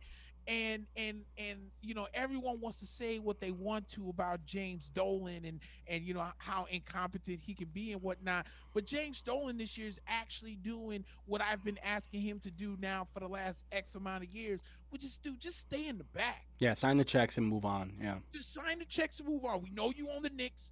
We know you can sit in the front two rows, but for what it's worth, for your team and your team to try and somewhat bring back some relevancy in New York and stop letting the Brooklyn Nets, who are going to rue the day they made these deals in due time, in upcoming years, let's stop that momentum. Just stay in the back. Let Leon Rose, let Scott Perry do what they're supposed to, and then everything will be okay. And the only reason why I'm even saying this right now is because you're right now seeing in Cleveland that Andre Drummond is being benched until he gets traded. And he came out the other day and said that he would welcome to come and play in New York. Now here's the problem, because people are like, oh, he's just gonna clog the middle, or he's just not that offensively great. Yeah, I don't want Andre Drummond popping threes. Sure. Are you gonna tell me a guy who's really easy on the alley oops per se, and then I don't know. Here's another crazy idea. Here's a guy that could give you almost 20 rebounds. 20 rebounds and 4 blocks. Yeah. In the league. Yeah. I mean, having imagine having a rotation of Mitchell Robinson, Julius Randle, Obi Toppin, and Andre Drummond. I mean, that defensively, and your defensive team, that is a killer defensive interior. Insanity, bro. Yeah. It's insanity. And the crazy thing is, now there's actually some reports that the Knicks are actually now sending scouts to come up with rumors about Bradley Beal. So here's the thing. That's a tough one, though, because you're going to have to give up something, huh? Okay, now that's where I'm going. Yeah. Because I'm thinking because Dallas was starting to suck, but now they're actually starting to play just a little bit better. The Knicks still own Dallas's first pick, and obviously they have their own. Yeah. Would the Knicks sell the farm to the Washington Wizards to bring in Bradley Beal? Is he the shooting guard piece we're looking for? Do you do that? Like at the end of the day, the Knicks have guys that they can just conveniently send over to Washington. You got Kevin Knox that's out of rotation. Yeah. You got Frank Ntilikina that can't wait to get out. You got a few draft picks that you could play with.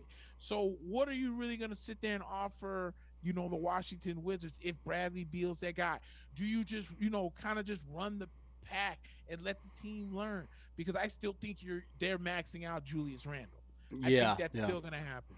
And honestly, I mean, if you're Washington, Nick, do you even give up Bradley Beal without getting a guy like maybe Mitchell Robinson back? Like, that's another really tough thing is like, Washington in their own right is not like where they want to be, but they're not exactly in a position where they have to be sellers, and they actually are like lacking a lot of depth, right? Like they could use a starting center right now, and Mitchell Robinson, like clearly he hasn't earned Tibbs' trust 100% yet, because like remember Nerlens Noel was starting early on or late in the preseason and early on the regular season, and I know some of that had to do with injuries, but that's another thing you have to start to look real deep and hard at if you're a Knicks fan. Is like that's a tough pill to swallow, but you have to understand there's only so many assets that you have, and you're not going to give up RJ, you're not going to give up Randall. You know, you're not in a position right now where you want to give up any other young player, but Mitchell, a guy like Mitchell, like a package like Mitchell Robinson, Kevin Knox, Ntilikina, and the 2 first-round picks. You know, I don't know if that works salary-wise. That's another thing to keep in mind. But, you know, if you're Washington, man, you wanna fleece somebody for Bradley Beal, because the way this guy's playing, I mean, he's putting up 50 pretty easily right now. And man, I hate to say this, but he would look real good on the Knicks, you know, as far as, like, having a defensive team that is really shaped around the defensive philosophy of Tibbs, and then having a number one scorer like Bradley Beal.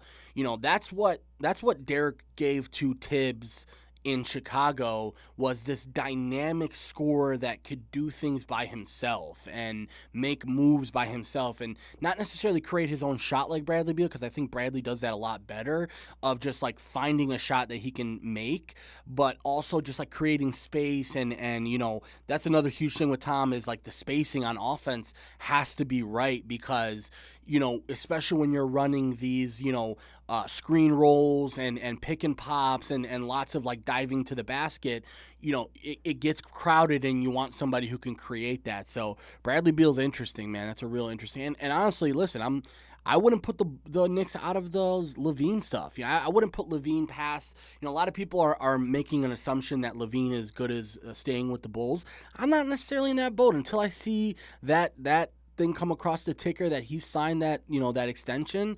I don't believe it, because, you know, he holds his own fate here. By the way, like right now, Zach would make a lot more money if he waited for free agency. I think it's something like he would leave like $35 to $40 million on the table if he were to extend right now. And I don't think his agents are stupid enough to make him take that. So if you're the Bulls, do you really roll the dice and say, let's hope and pray that we finish the season strong, and after the All-Star break we come out and show that we have a good cohesive unit, but you're still taking a huge gamble that Zach LaVine's going to come back? Yeah, I'm with you on that. And when he's a free agent, what, after next year? Yeah, so I believe he has an option. Let me double check that for us. Yeah, I think he has a player option, if I'm not mistaken. So, you know, I want to say it's this year. Yeah, so he actually signed a 4-year, $78 million deal the year after he was traded. And yeah, he's actually a free agent after next year. So he would be going into 2021, 2022 as an unrestricted free, or that year it would be his last year, and an unrestricted free agent in 2022. So actually, you know, the Bulls have a little bit more flexibility, to be quite honest, in that situation. They can hold him for another year and let his value start to grow. But again, you know, this is a different, another thing is like, this is a different Bulls leadership group. You know, Karnisovas and Mark Eversley are not fucking around. I'm telling you, the way that Thaddeus Young is playing, he's going to be going to a team very soon. I think he's going to get traded pretty soon. You know, the way that, you know, Denzel Valentine has showed up, Garrett Temple has showed up for the team and been a great leader. And these are guys that, like, other teams could use these guys. Like, that's really what it comes down to. Now, the Bulls are going to be putting themselves in a position, if they keep, like, yesterday, man, was a game where it's Philadelphia, one of the top teams in the East, and if you come out with that win, man, oh man, are you feeling fucking confident going into the weekend. But, you know, when you go down 25 to Detroit and then you have to claw yourself back against one of the worst teams in the league, you barely win at the end of the game, and then you go into a game like yesterday's against Philadelphia where, Embiid, we're not ready to guard guys like Embiid. It's just not there yet. And I think the Bulls would be wise to start to look around at some interior help, especially with Lauri Markkanen. Lauri is the real guy that is going to be a killer for the Bulls. He's an official restricted free agent after this year, and there's going to be somebody that's going to want to give him money. So, and I'm not sure the Bulls are going to want to match that. And then if you don't match it, then you just let him walk for nothing, And I think it's better to start shopping him right now. And then you got the Lakers now, who are sort of falling a little bit short because of the Anthony Davis stuff. And a lot of people are talking, oh, can the Lakers win without Anthony Davis? And now, all of a sudden everybody's on Brooklyn's jock because Brooklyn, is playing sort of this brand of basketball that we knew that they would play, which is like score 140 and give up 138 and do what you can with that. And Kyrie is taking on more of a scoring role, and James Harden's taking on more of a distributing role. And let's be honest, James Harden has always been like that. He's always been a guy that could get you 10 plus assists a game, right? But it's just that now the facilitating part of him, I think Steve Nash is getting it into his head that he has to get ready for playoff time. This is a team that has to get ready for playoff time right now, meaning like cohesively. You have to get this unit together. It doesn't help them that, Kyrie can't play back-to-backs. KD can't play back-to-backs. You have to constantly rest these guys. It's hard. I asked the Clippers last year, Nick, how that worked out for them. I mean, constantly, that starting five was constantly somebody was hurt, and it didn't gel in time for Yeah, and the load management, to me, man, it's getting more and more ridiculous because to me load management is like somebody who's coming off of an injury. So like, if you tell me KD is coming off of an Achilles and we want to be extra careful with the Achilles, that's one thing, right? But Kyrie hasn't had an injury that is worth load management. From what I understand, Kyrie had sort of a mental health breakdown earlier in the season, which is why he decided to go away from the game. And, a part of me respects what he did and, that he's sort of trying to pave the way to make people understand that, like, injuries is not always physical and sometimes it can be being in a really tough mental spot. But, like, I'm sorry. I just, I don't think you need load management for that. I just don't think you can't play back-to-backs because mentally, they're having fun on the sidelines. I'm sorry, Nick, but like if you look at what they're, when James Harden is playing by himself against the Lakers the other night pretty much, and there was no Kyrie, it might have not been the Lakers, but Kyrie and KD are on the bench and they're having fun with each other. It's like, you tell me you couldn't play in the game? Like you guys are all sort of into it right now, but you couldn't play the game. So, but yeah, Brooklyn right now has sort of taken on the golden child of all of these nut huggers in the NBA because now LeBron and AD are having some struggles in Los Angeles, and now everyone thinks that Brooklyn's the favorite. Oh God. And good luck with that. That's what I'm gonna say. But you know what? I mean, it's legit. But that was the only problem that I had with the trade was, okay, so offensively, adding in James Harden makes them damn near unstoppable. Yeah. But the question is that who's gonna play defense? Yeah. Can you get enough stops? Steve Nash, who brought in his predecessor Mike D'Antoni to help run the 8 seconds or less offense, and that none of them are preaching any defense. So that was the only question. And then also add in, with some of the trades that they made, they lost a lot of defensive depth in that trade as well. Yeah. And now that Andre Drummond is on the trade block, you would think that Brooklyn would make the most sense. Yeah. You just blew your wad trying to bring in flipping James Harden. So you don't really have anything. I actually read somewhere where there was a couple reports where the Lakers were actually seeing what kind of assets that they have, trying to get both Andre Drummond and JJ Redick from New Orleans. That would be insane if they pull that off. Yeah. And they have the roster to do it because right now they seem to be kind of done with Kyle Kuzma, even though they extended him. Like that whole Kyle Kuzma experiment defensively, it's rough right now. It's really rough.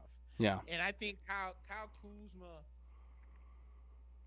What if I said maybe they traded the wrong young player? Maybe it should have been Should have Kyle. been That should have Kyle got instead of traded. D'Angelo. Yeah. Yeah. Yeah, hey, D'Lo's another one, but Yeah. no, I think D'Lo was gonna go. But the fact, Ball and Julius Randle and those guys. Yeah. Yeah. You're right. Yeah. So and Brandon Ingram's having himself a hell of a year down in.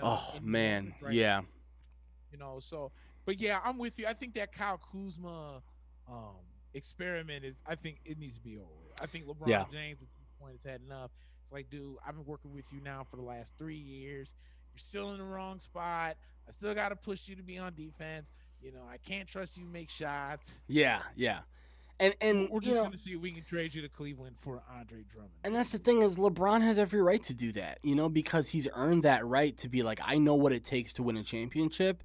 And, that's why when people say, well, LeBron's the GM and the coach and he has earned that right. He has earned that right to be able to have that type of power.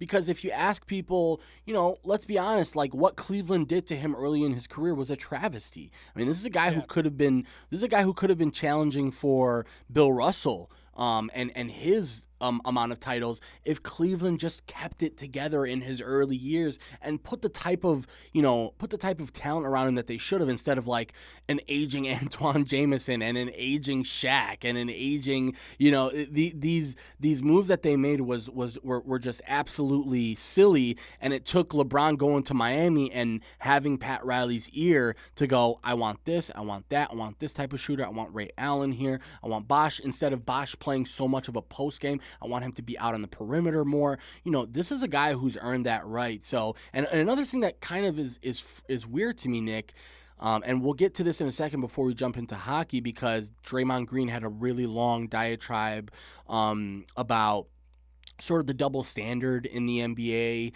when it comes to how fans and the media treat teams rather than treating players. So brought up the example of how, James Harden wanted out of Houston and they completely crucified him and made him out to be this completely terrible person. But then when Cleveland does the same and benches Andre Drummond and makes it public and makes it clear that they want this guy to be traded, no one really looks at Cleveland and goes, what the hell is going on? And I think there's some truth to what he's saying, certainly. But, another thing is like Andre Drummond is not, to me, I think what they're saying is Andre Drummond's trying to get a buyout. He just wants to have a buyout, and maybe we'll save the team money just to say, I want to choose where I can go. I want to choose to go to Brooklyn. I want to choose to go to LA. I want to, even the Clippers could really, really use a guy like Andre Drummond right now with some of the stuff that, Serge Ibaka has been okay for them. But the fact of the matter is he's never going to be a starting five ever again.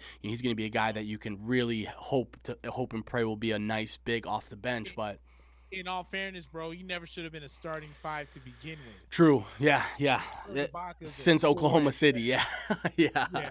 Yeah. So, I think right now the NBA is in a weird position because I do see where Draymond is coming from. I think, Draymond has taken it upon himself to be sort of the ambassador of the league.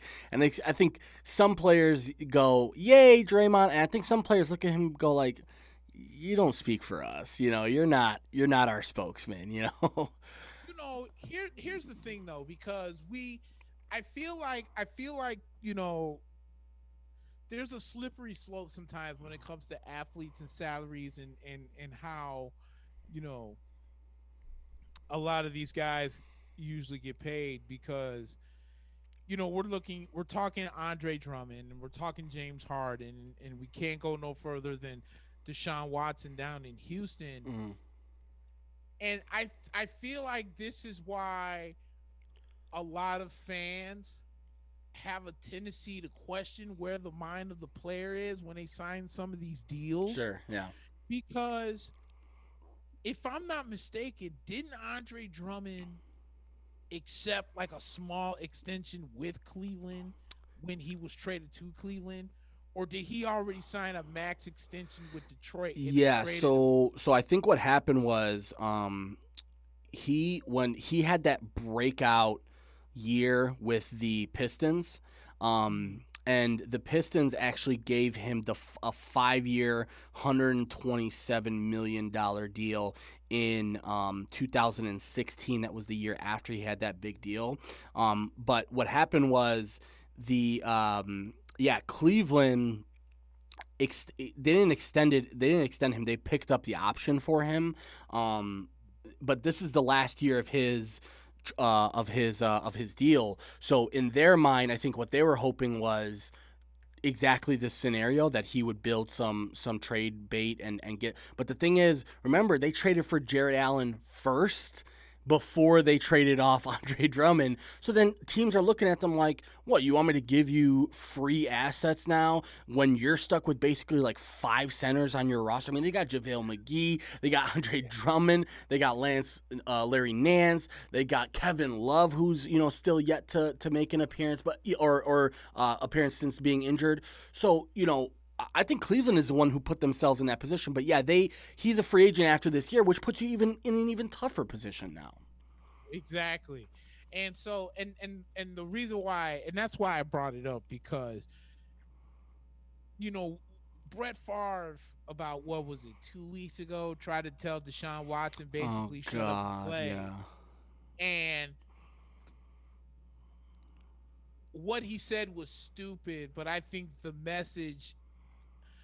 there was a message in there, but the way it came off was stupid. So I think telling someone to shut up and play makes Brett Favre very hypocritical. Hell yeah. But at the same time, dude, at the end of the day, whether it's us as people or it's us as athletes, like, we always want to chase the money. Sure. But at the same time, where does the happiness come in? Okay? So I give you a perfect example. You have Deshaun Watson, who's down in Houston, who had every right in the world to turn down whatever contract extension he wanted to and go and play wherever he wanted to, right? But instead, he stayed with Houston to get the money, which most people probably would have done. But now he wants out of Houston. Yeah. And the Houston Texans have every right in the world to say, okay, you're requested to be traded, but I don't have to trade you. Dude. Sure, yeah. You signed this contract. Mm-hmm. You could have easily said no. Yeah. That was one of the easiest words to say. You could have said no. Yeah. We could have went with an option B plan. But, for a guy, to sit and say, well, I want to get barred out and this and that and everything else, why don't you just go out there and play and keep on doing your thing? Because you don't think that the other teams aren't looking at you and saying, oh, man, damn, Andre done dropped another 30-20 game for a Cleveland team that's not really ready for him to be on his team. Oh, yeah, and by the way, if I'm not mistaken, Andre Drummond isn't even 28. Yeah, he's not even 30, yeah. Yeah, I think he's like 26, bro. Yeah.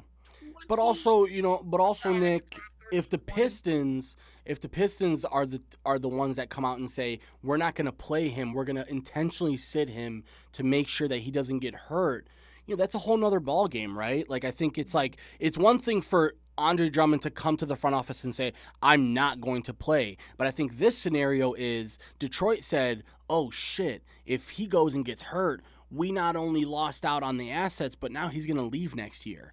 So, they are the ones who are prompting the sitting. So, like, you're right. Like, in terms of, like, Houston, right? Houston could be dickheads and go, we're not going to trade this guy. And you know what? We didn't like your attitude over the offseason, so we're going to bring in competition. Or you know what? We're not even, like, going to assume you're the starting quarterback. They could do that. That would be stupid. It would be dumb of them, but they could do that. So, I think I see what you're saying, but also, like, I want to make it abundantly clear that, like, my opinion and your opinion does not matter on this, right? It's like our opinion is exactly that. We get to have an opinion. That's the great thing about, this country and what we do, but it doesn't matter. And also, Brett Favre, shut the fuck up. Go back to sending dick pics to college Florida State girls. Nobody gives a shit about you anymore. You are irrelevant. You have literally you had a chance to be a one-team player, and you bitched and moaned your way out of Green Bay, and then bitched and moaned your way out of New York, and then bitched and moaned that Minnesota wouldn't bring you back. So to me, Brett Favre can suck a bag of dicks and again, go back to sending dick pics to Florida State cheerleaders, because I could give a shit what he thinks about Deshaun Watson.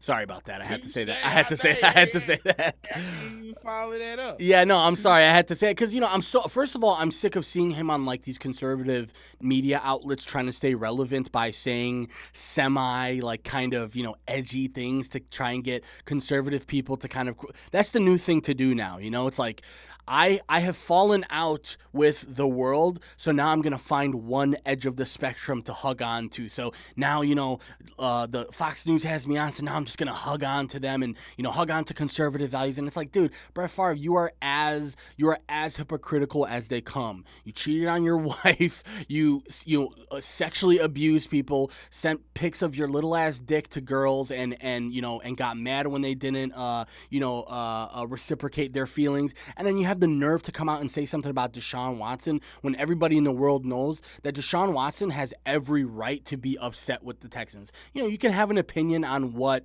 he should have done and if he should be allowed to demand a trade. But let's be honest. Let's say, for example, my work gives me a raise. And then, they're like, listen, Mack, you've done a great job. We're going to give you a raise starting next year. And then next year rolls around and I'm not getting the type of support from my management team. I'm not seeing the type of talent around me that's helping me as a employee do a good job. I have every right to go back to them and go, what's going on? Because, I know it's different because my company can't trade me, but I have every right to go into the office of my boss and go, hey, I'm not seeing what I need to see here. I might have to look at some other options. I'm sorry, I might have to go start applying place. I might have to start, spreading my resume out. So this is no different than just capitalism, right? That's what this is. Everybody under this current structure that we live in capitalism is trying to maximize the money that they make while also trying to stay happy. And yeah, you're right. Deshaun didn't have to take that extension, but let's be honest. At that time, Houston wasn't in this position. But then what happens is they extend Deshaun, and then they give unbridled and unending power to this dope Bill O'Brien, who trades one of the best receivers in the league for David Johnson in a 4th and 5th round pick, and then turns around and then trades for Laramie Tunsil and gives up first round picks and assets, and then next thing you know, he gets fired after 3 or 4 games. And if you're Deshaun Watson, you go, I didn't sign up for this shit. What I signed up for was a completely different thing. So I see both sides of the story, but I have a hard time faulting Deshaun Watson because I thought that snippet of him and JJ Watt walking off the field it really spoke volumes of JJ looking at him and goes, we wasted one of your years. And that is so true, because when you look at it, if you're, for example, a Kansas City fan, you're not mad about what happened in the Super Bowl. You got to the Super Bowl, the better team won. Patrick Mahomes is, no worse off. But, when you look at it from a perspective of Tua or one of these other quarterbacks that's been recently drafted, and you start to see that we're falling behind. We're not on the track that I thought we were, and now I'm going to suffer as a result. This is a cutthroat league, Nick. You know this. Players can get drafted. We're seeing it right now. Players can get drafted in the first round, and next thing you know, they're done. I think it was the 2015 draft class. There's only one quarterback left. I think it's Dak. Dak Prescott is the only quarterback with his current team, right? With his current team, but there's 6 of those guys are out of the league now. So it's just so, especially at quarterback. And I saw the list, and I saw who else did I see? Paxton Lynch, yeah. And you look at that list and you go, we sound foolish if we looked back in what we were talking about. Paxton Lynch, this guy's got the tools, man. Denver got themselves a guy out of Paxton, and then now it's he's nobody. What a great up in the first round to get him in that low 30s because he's the quarterback you can on. And that's another thing about the Wentz trade, Nick. Philly traded 4 picks to trade up for Carson Wentz. And then all they got back was a potential 3rd and 1st round pick. So, it's hard for me to fault these guys when it comes to support, right?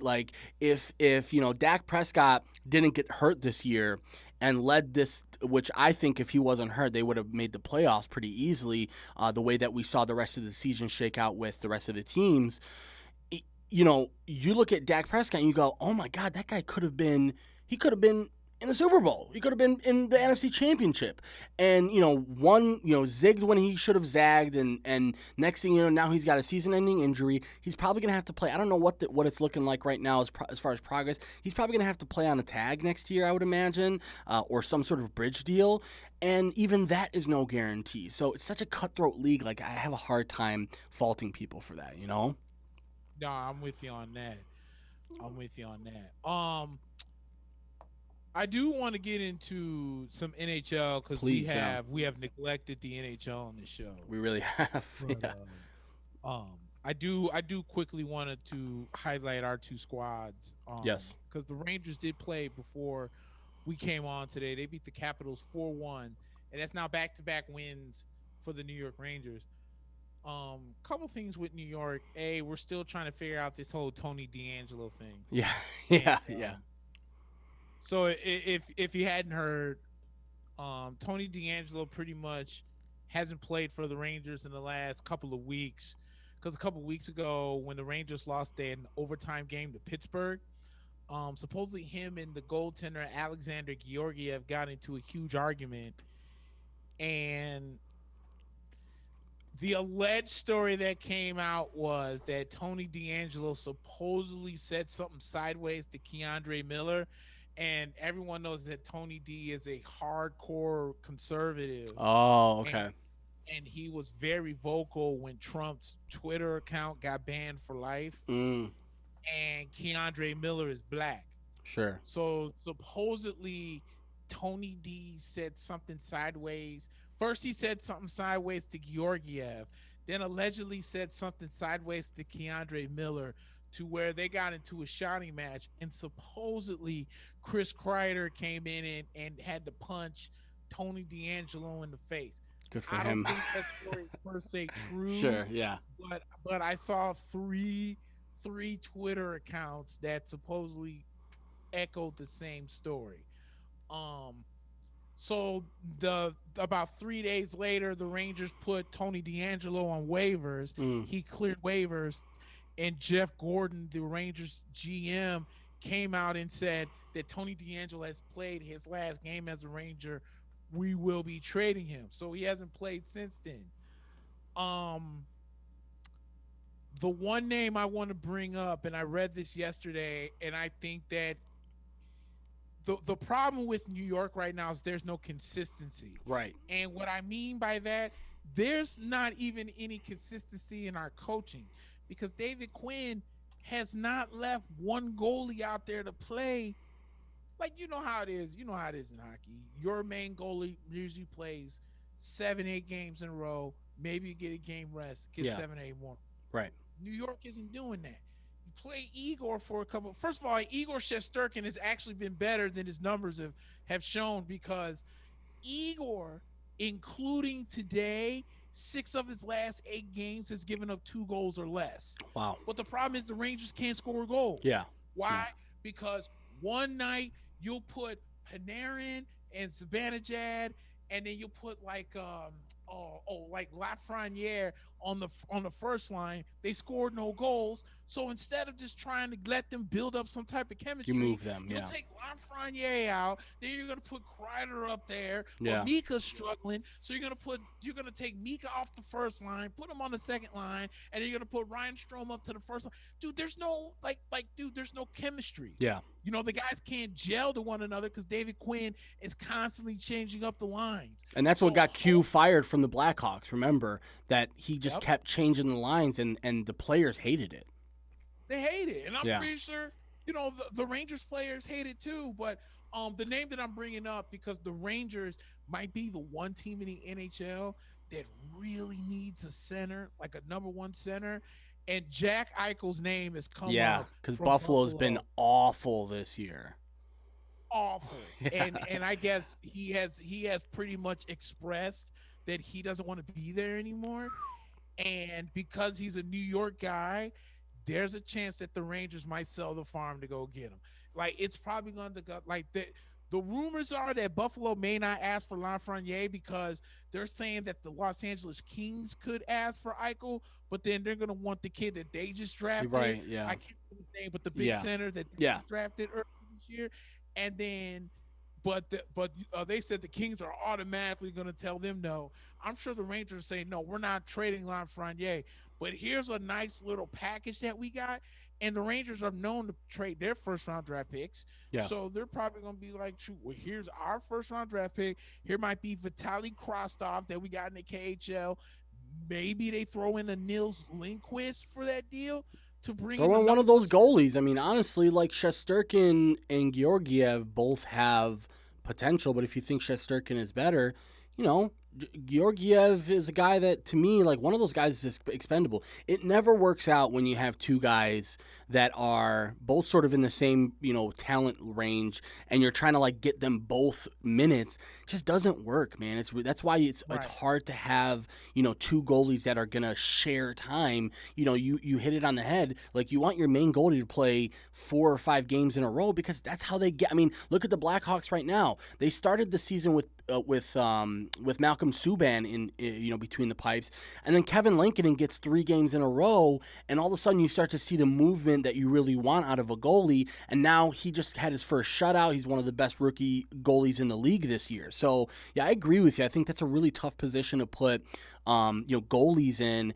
And I think if you're looking for a trade package, I think one of those guys, I mean, both of them are really good, in my opinion, and would be upgrades for like 5 or 10 different teams, including my own. I think I love Lincoln and I like Subban, but if you told me I can get Georgiev or even I know Shesterkin's probably the guy that you know, most definitely untouchable. Yeah, he's untouchable. So I would say, like, listen, and if you're the Rangers, man, you might as well go all in this year, because the way that these conferences are shaking out, like, because you're playing these same teams over and over again, you might as well just go for it, man. Yeah, I'm with you on that, because, I mean, think about it. You're like, Boston leads the East with like 22 points. Yeah. And, you know, Toronto's played well this year. Oh, hey, by the way, the Vegas and Colorado playing at Lake Tahoe outdoor series today. You know, I'm not the one to wear other jerseys. It's not my own squad. Yeah. But those throwback Quebec Nordique Colorado Avalanche color jerseys I haven't seen hot them. in the streets. I haven't seen them. I got to check it out. Oh, those boys are hot. If I had 3 legit teams that of other jerseys in hockey specifically I would wear, I would sport those. I would sport the Calgary Flames. I think that Calgary Flames red jersey with the black flame C. Yeah, that's dope. Yeah, that's dope. Yeah. That jersey is hot too. Yeah. I'm telling you. And by the way, we just got some semi-breaking news from the NBA. Rockets and DeMarcus Cousins plan to part ways in coming days. He'll be in Brooklyn or Boston, I would say, in the next couple of days. So it looks like Houston's going to fully blow it up, which makes that trade for Victor Oladipo look even stupider, because it's like you basically just gave up James Harden for nothing, pretty much. Yeah. And to be honest with you, dude, I honestly did not see DeMarcus Cousins working staying out. in Houston. Yeah. I think Houston was kind of like the stepping stone. Yeah. You know, let me play a few games, show the teams I still got what it takes, and then you can either trade me or buy me out. Yeah, and I think they brought him in to appease the John Wall stuff, and then, you know, hoping that Harden would stay around, but that blew up in their face completely because, you know, obviously Cousins was one of the first guys who was like, what the fuck is going on with this Harden guy? Yeah, exactly. So, you know, but DeMarcus Cousins to me is cool in Brooklyn, but for some reason I feel like Boston could potentially be the better fit. Yeah, because they really need a big guy. Yeah, right now. desperately. Yeah, in the worst way possible. So I could see him. You know, he'll be. I feel like he'll be like a top option in Boston. He'll just be a center option in Brooklyn. Yeah, You know what I'm yeah, saying? exactly. Yeah, and that's actually a good point because right now it seems like, and also like fit wise, I have a hard time seeing him fitting in with Brooklyn. But Boston, they run such a calculated offense and running everything around their playmakers that I could see that. But sorry, I was staring at these uniforms that you're talking about. Those are dope, man. And I'm telling you, them boys yeah. is hot. And I like that maroon, like the maroon coloring is pretty awesome. So yeah, there's a couple of I'm getting more and more into like soccer jerseys now, and it's like, man, some of these you're looking at, like Juventus has like a dope ass like orange and black one. So I'm like, yeah, I wish the Bulls now. I kind of wish the Bulls would just go crazy next year, and like, why not change up the color scheme? Why not change up the jerseys? Why not change up the look? Like, to me, you're in a position where you're like clearly in a rut. Like, if you're the Bulls, you haven't won. Like what did New Orleans do when like things started to go wrong for them? They just started changing shit up before CP3 left. Like, why don't we add this or make it purple, or I think we should do something like that because they said we'll sell the naming rights of the Hornets back to Charlotte. Back to Charlotte, right? Yeah. We call ourselves our state bird, which is the Pelican, and we'll make it more New Orleans because this is our team. And we survived Katrina, yeah, right. And this, that, and everything else. So and, did that Golden Knights Avalanche game get postponed? I think yeah. No, I think it's supposed to be later on tonight. It says NHL postpones Golden Knights Avalanche game at Lake Tahoe due to ice issues. Oh, really? Yeah, I think it's probably too warm out there. Yeah, they're saying poor ice conditions delay NHL's Lake Tahoe outdoor game until Saturday night. Also shifts Sunday's game. And then I also see something that says NHL postpones Lake Tahoe outdoor game will restart at midnight Eastern. So actually, you're right. It is still happening tonight. So it's tonight? Yeah, it says the NHL has postponed Saturday's Lake Tahoe game between the Golden Knights and Avalanche after one period due to ice issues caused by the weather. Gary Bettman, the man himself, said in an appearance that the broadcast that the game will continue at midnight Eastern. The Avalanche currently lead 1-0 after a goal from Sam Girard. So yeah, that's what a great move by Gary Bettman in the middle of a pandemic. It's like the same thing with Adam Silver. Like, Adam Silver hasn't gotten a lot of flack because he's done a pretty good job, but this All-Star game thing is nonsense. Absolute nonsense. Stupid. It's stupid. It's selfish at the end of the day. Like, Why? Yeah. Why do we really need one? Why?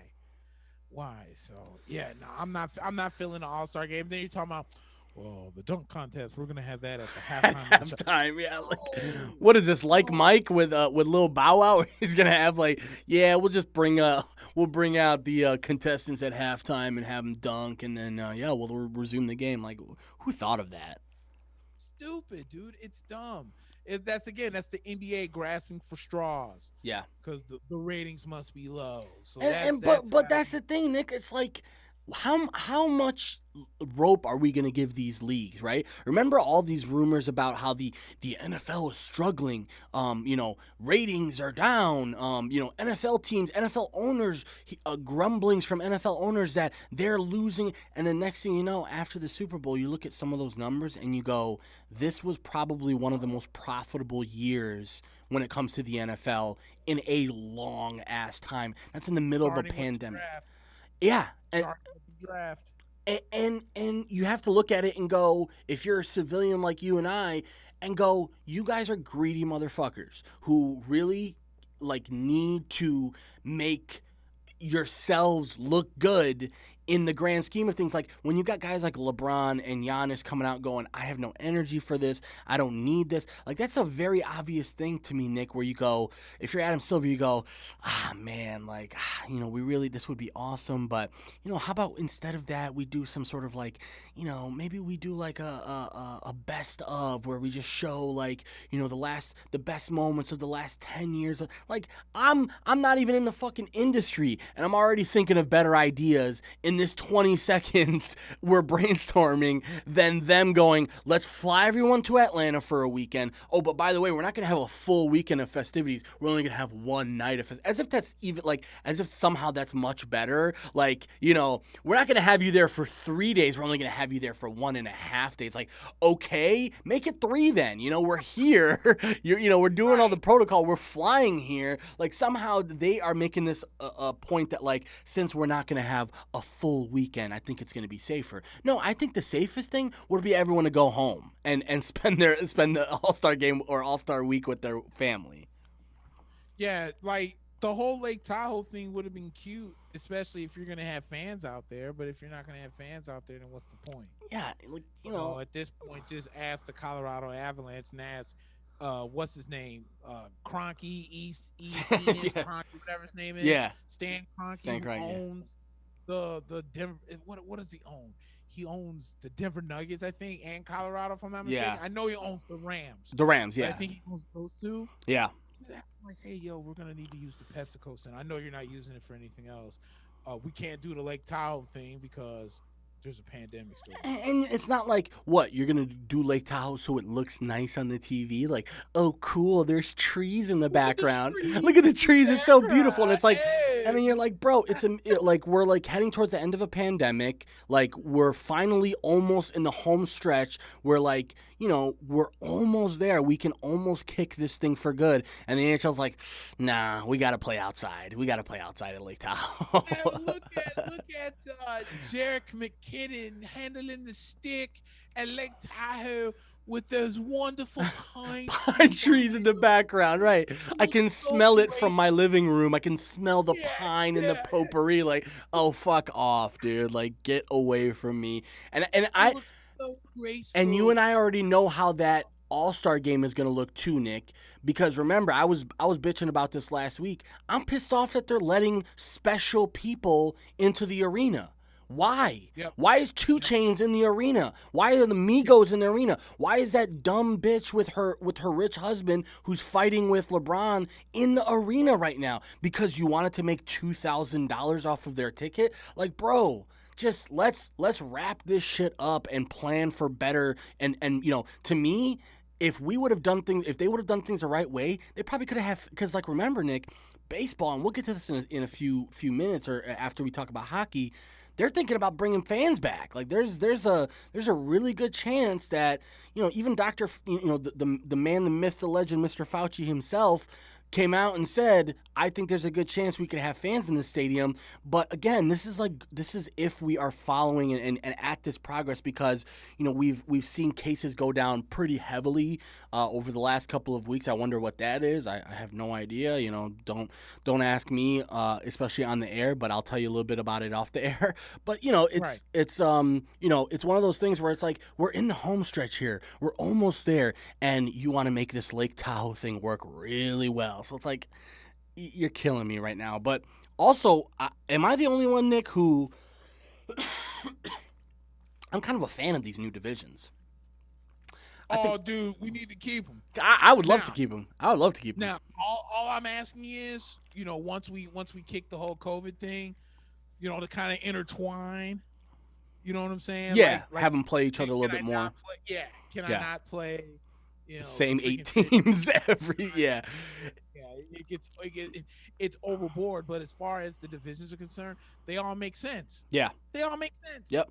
And I'm glad you mentioned that, because the Blackhawks are sitting pretty right now, 3rd in the Central, and a lot of that has to do with playing Detroit, Nashville, and Dallas and Columbus. Like, we're playing some pretty bad teams, and the Blackhawks are coming out on top. I mean, they're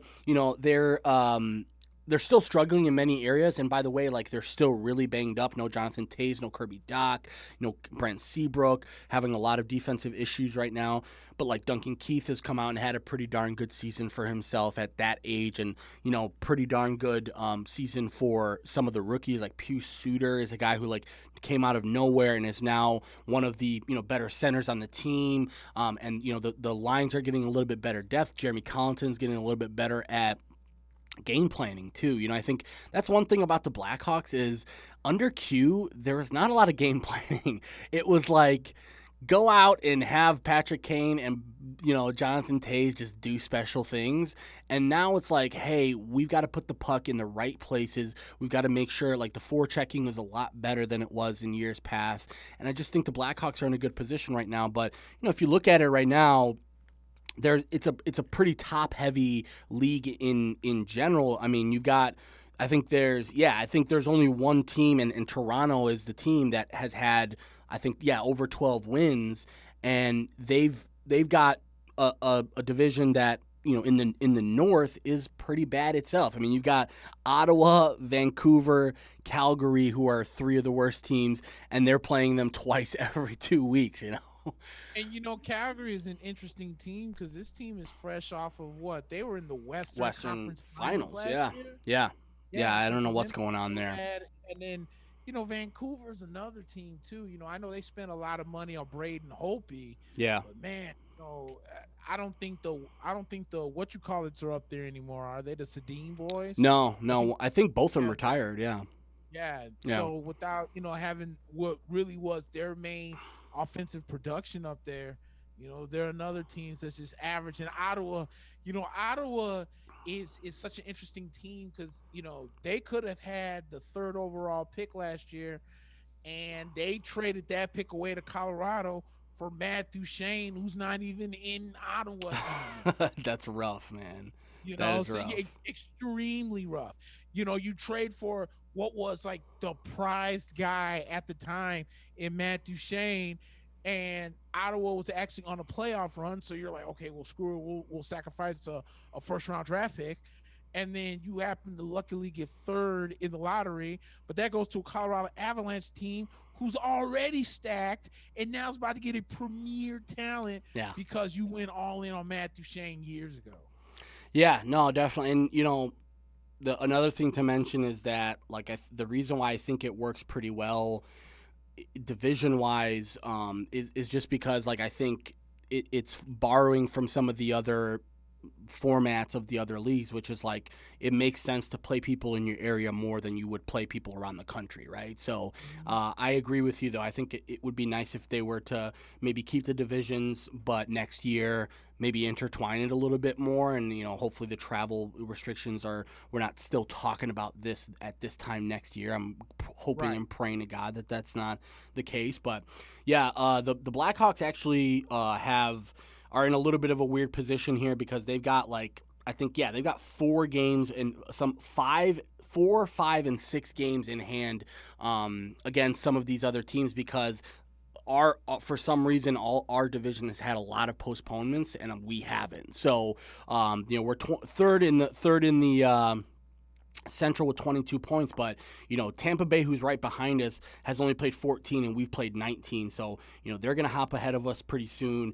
Florida and Carolina, who are both ahead of us right now with 24 and 23, they've only played 15 games themselves. So there's the Blackhawks are, if you're a Blackhawks fan, enjoy this while it lasts. Hopefully once you get Kirby Dach back, we don't know what's happening with Jonathan Tays. I'm not expecting him back this year, but hopefully when you get Kirby Dach back, you get another pretty dynamic player and the Blackhawks can be more consistent, and we'll see. I just not expecting too much out of this team right now. Just be happy that we're winning, and we're going to a lot of overtime and losing in overtime a little bit too much than I would like, but it's nice to get that point when you go to overtime and just move on with your life when you lose, I guess. Right, exactly.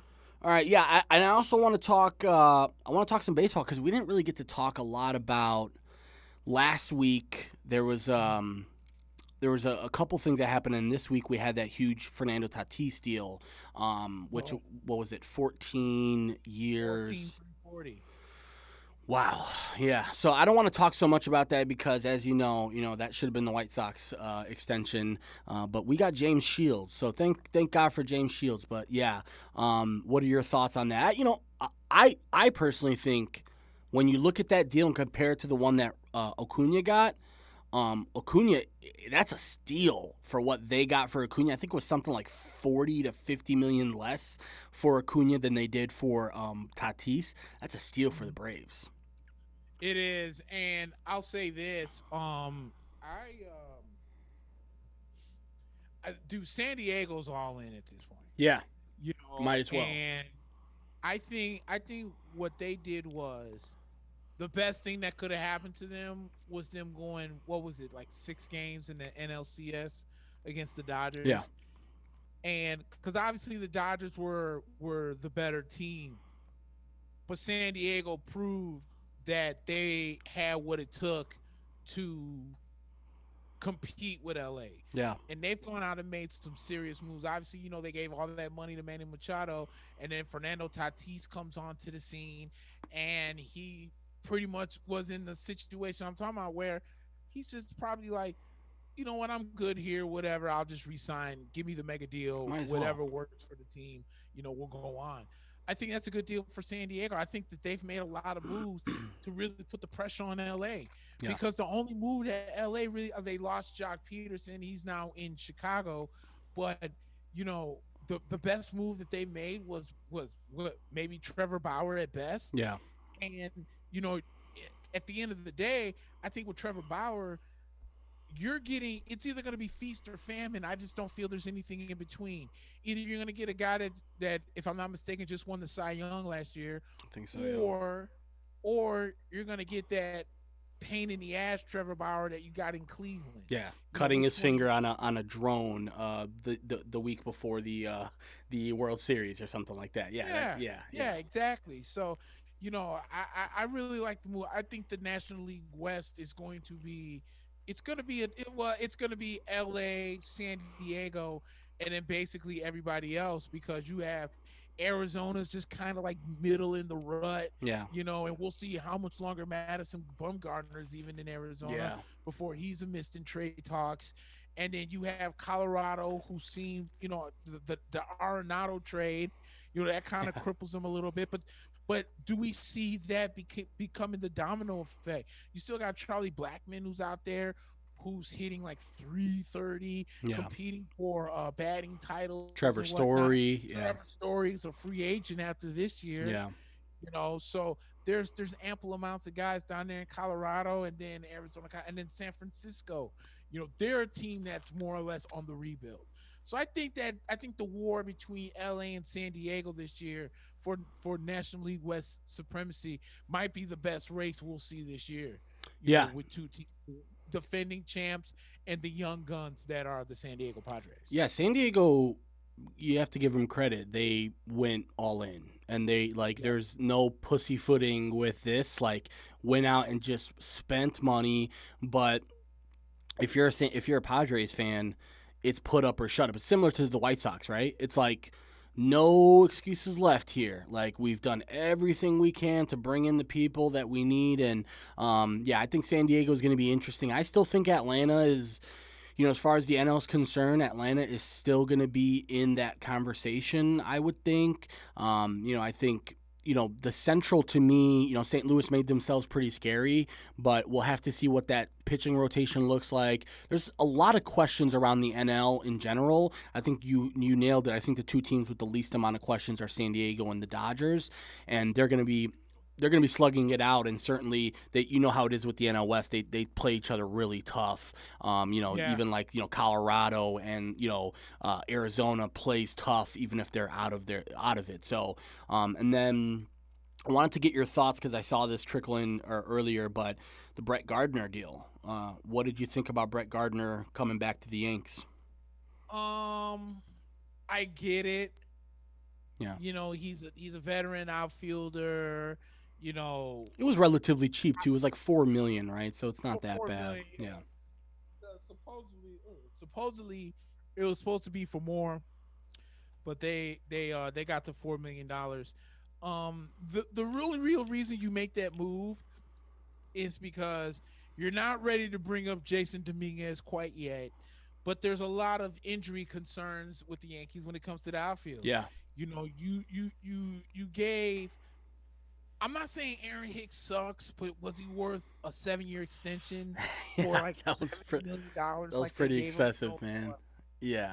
Aaron Judge, I like Aaron Judge. He does strike out a lot, But when he's on, and he's due for an extension too. And And he injuries gets with hurt a him lot. too. Yeah, yeah. Injuries with him is big. And Giancarlo, he's the DH, but we know that he's injury prone. So Yeah, I thought the smarter move would have been to maybe groom Tyler Wade into that role, yeah, and use spring training to, because he's played outfield before.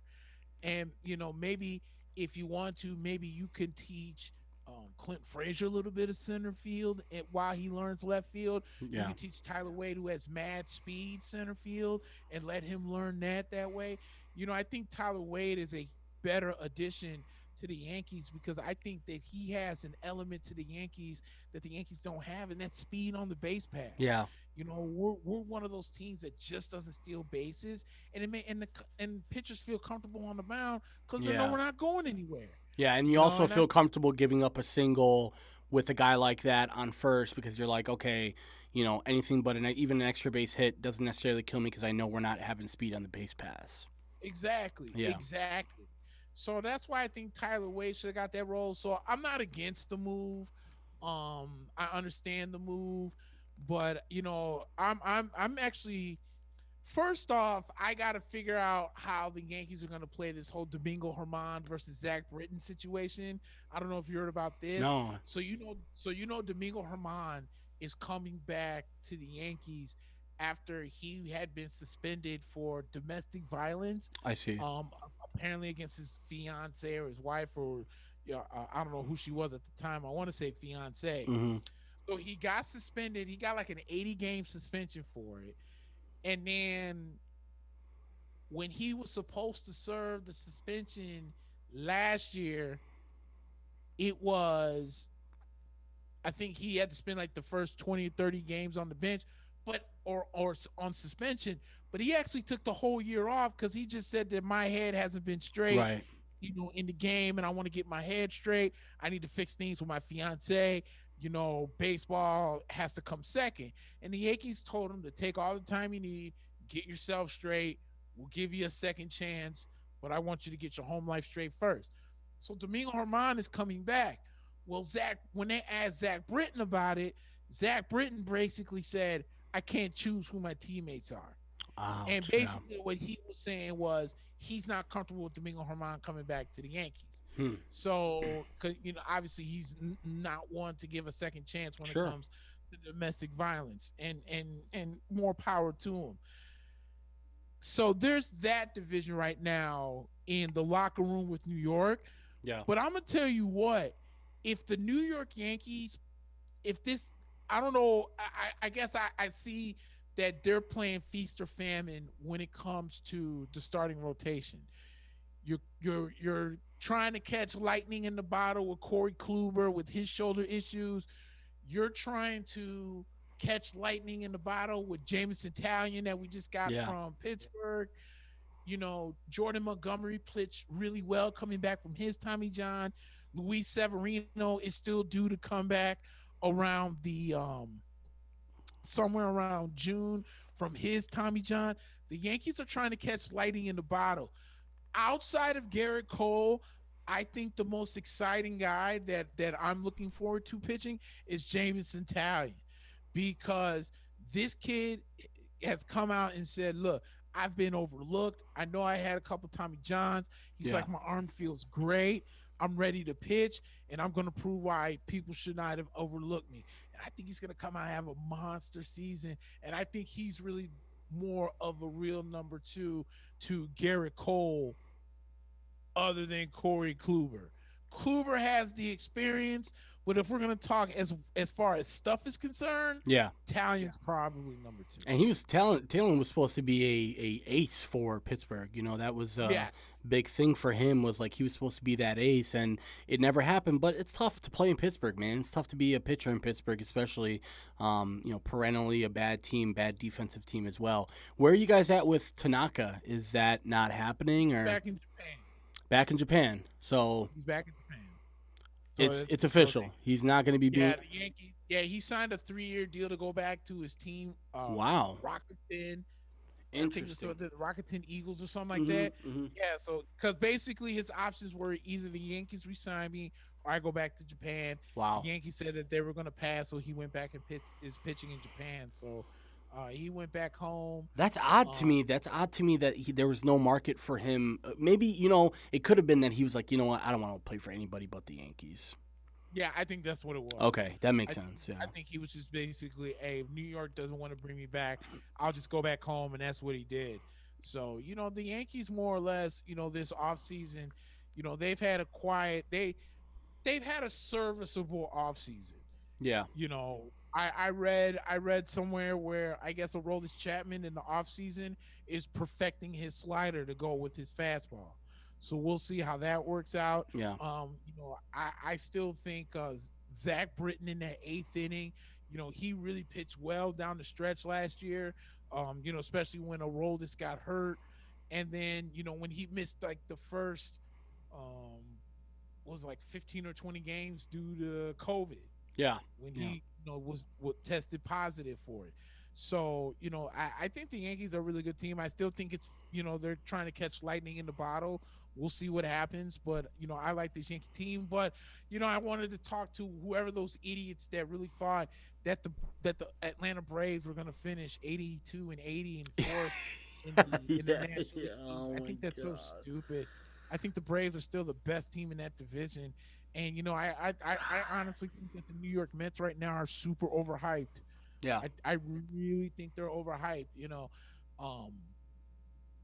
I think they're the ones that's going to suffer the most as far as the whole Pete Alonso thing, because what benefited the Mets last year was you have Pete Alonso, who came out 2 years ago and took, the National League baseball by storm. Yeah.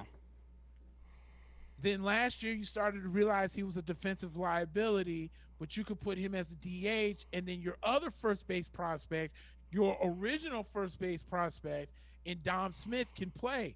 But now since they said no, the National League will not make it universal DH, now you got to play Pete Alonso, who's your better hitting first baseman, into the game now. Yeah. So I want to see how that works out. But I have questions a lot with. There's going to be questions after DeGrom in that rotation. Yeah. Yeah. No, certainly. Syndergaard's coming back, but you're bringing back Carrasco. You're bringing back Marcus Stroman is in there, and they traded Steven Matz, right? They traded Steven Matz is not there. I think he's in Toronto. Toronto, yeah.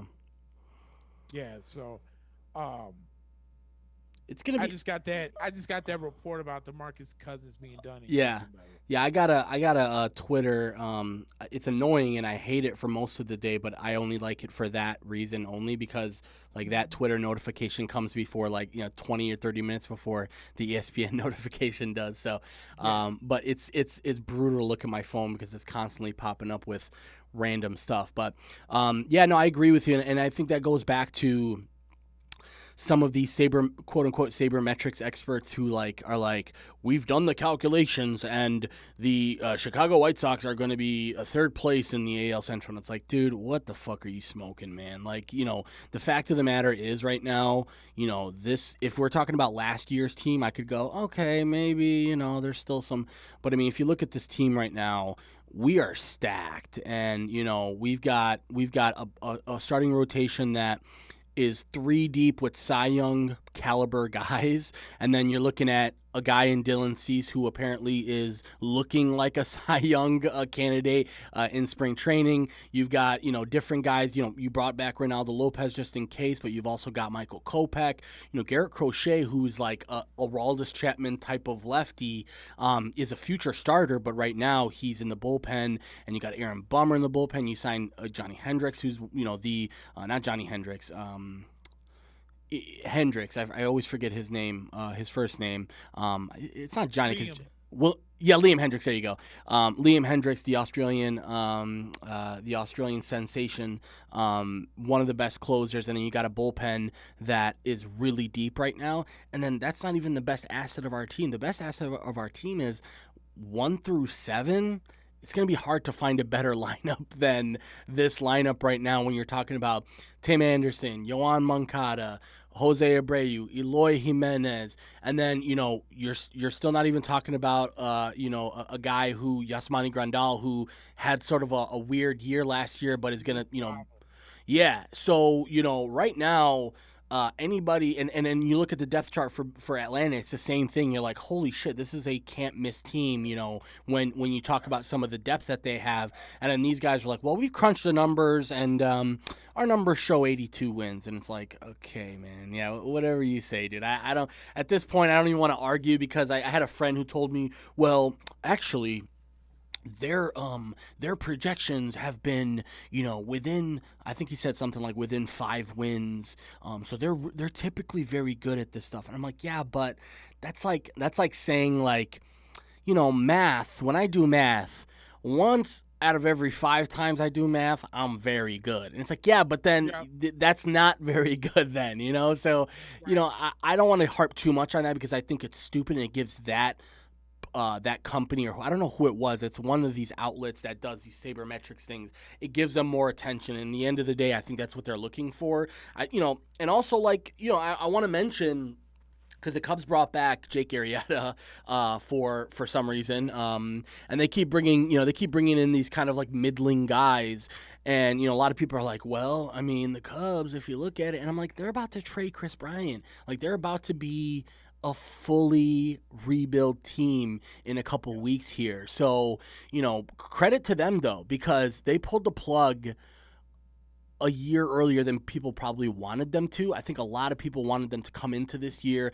try it again this year, go for it. Let's see what we can do. Keep Schwarber, keep these guys, pay this money to them, and they just couldn't do it. And you know what? If you're a Cubs fan and you're upset with that, call your local Ricketts family person, because they're the reason for that. They decided that because the pandemic didn't go well for them, that they're not going to spend this year. And you know what? As much as I don't like Jerry Reinsdorf, he did the opposite. He brought in one of his drunk buddies to be the manager, and I get it. That's not the best move in the world. But he went out and he busted out the checkbook. He made the moves that were needed, and they're in the middle of this obnoxious PR campaign with Tony La Russa, where La Russa's talking to the media. He's like, I want people to criticize me for my DUIs. I accept criticism. And it's like, you want me to throw you a fucking party that you're okay with people criticizing you for something you did? You're a grown-ass man. You've had multiple DUIs over the last couple of years. Like, bro, get a fucking Uber or something like that, please. Like, to me, this is just so silly for the White Sox. First of all, they brought him in, and there was just such a shitstorm that they laid low on social media. They didn't post for a couple of days, just because they're like, man, it's just been so bad. And I think the fans have now kind of stepped back and said, okay, we have a major league manager who's won a World Series in the past. Say what you want about him being out of touch. Say what you want about him maybe not necessarily adjusting to the league. A lot of the players have responded, and to me, that's what means the most, right? I was worried about what Tim Anderson would think. I was worried about, what some of these guys would think. But you know what? He went in there and apparently, has made a good impression on not only, the let's say the American people on the team, but has gone in and really made an effort to include the diversity that has been so special for this team over the last couple of years, specifically the Cuban diversity and the Dominican diversity on this team. So really interesting stuff here, and I'm sure we'll get pretty. I want to talk to you about UFC, so we'll kind of jump a little bit out of baseball here, but after next week, we got to start getting into some of these division previews, because pitchers and catchers have reported, and I think we're about a month away from official games here. Yes, sir. I'm excited, man. I'm so excited. Yes, and sir. All right, guys, another little reset for you here. It's almost 6 p.m. Central Standard Time here, and we just got done talking a bunch. I think we started the show with a lot of football, jumped into some of the NBA and the NHL stuff, and now kind of transition our way into the MLB. And I would like to talk to my man Nick about what happened last week between Kamaru Usman and Gilbert Burns. It was a really interesting fight. On paper, right? Like we talked about this before on last week's show that, wow, this is a really intriguing matchup. You've got a guy in Gilbert Burns who's like setting the world on fire before he jumps in, and with Kamaru Usman. Usman himself was a close friend and teammate, and we talked about they've had over 700 sparring sessions together. Their kids know each other. Gilbert Burns has said that, he wants to take out Kamaru Usman's daughter, and, it was a tough I don't know about you, we'll talk about the fight, but it was tough seeing that Gilbert was crying after the fight, and you could really see him wear it on his face because he could have won that fight. He won the first round in many people's opinions, and what happened was Kamaru went back to his corner, and Hall of Famer Trevor Whitman looked at him and said, "You're a jabber. Your jab is the reason why you are the world champion."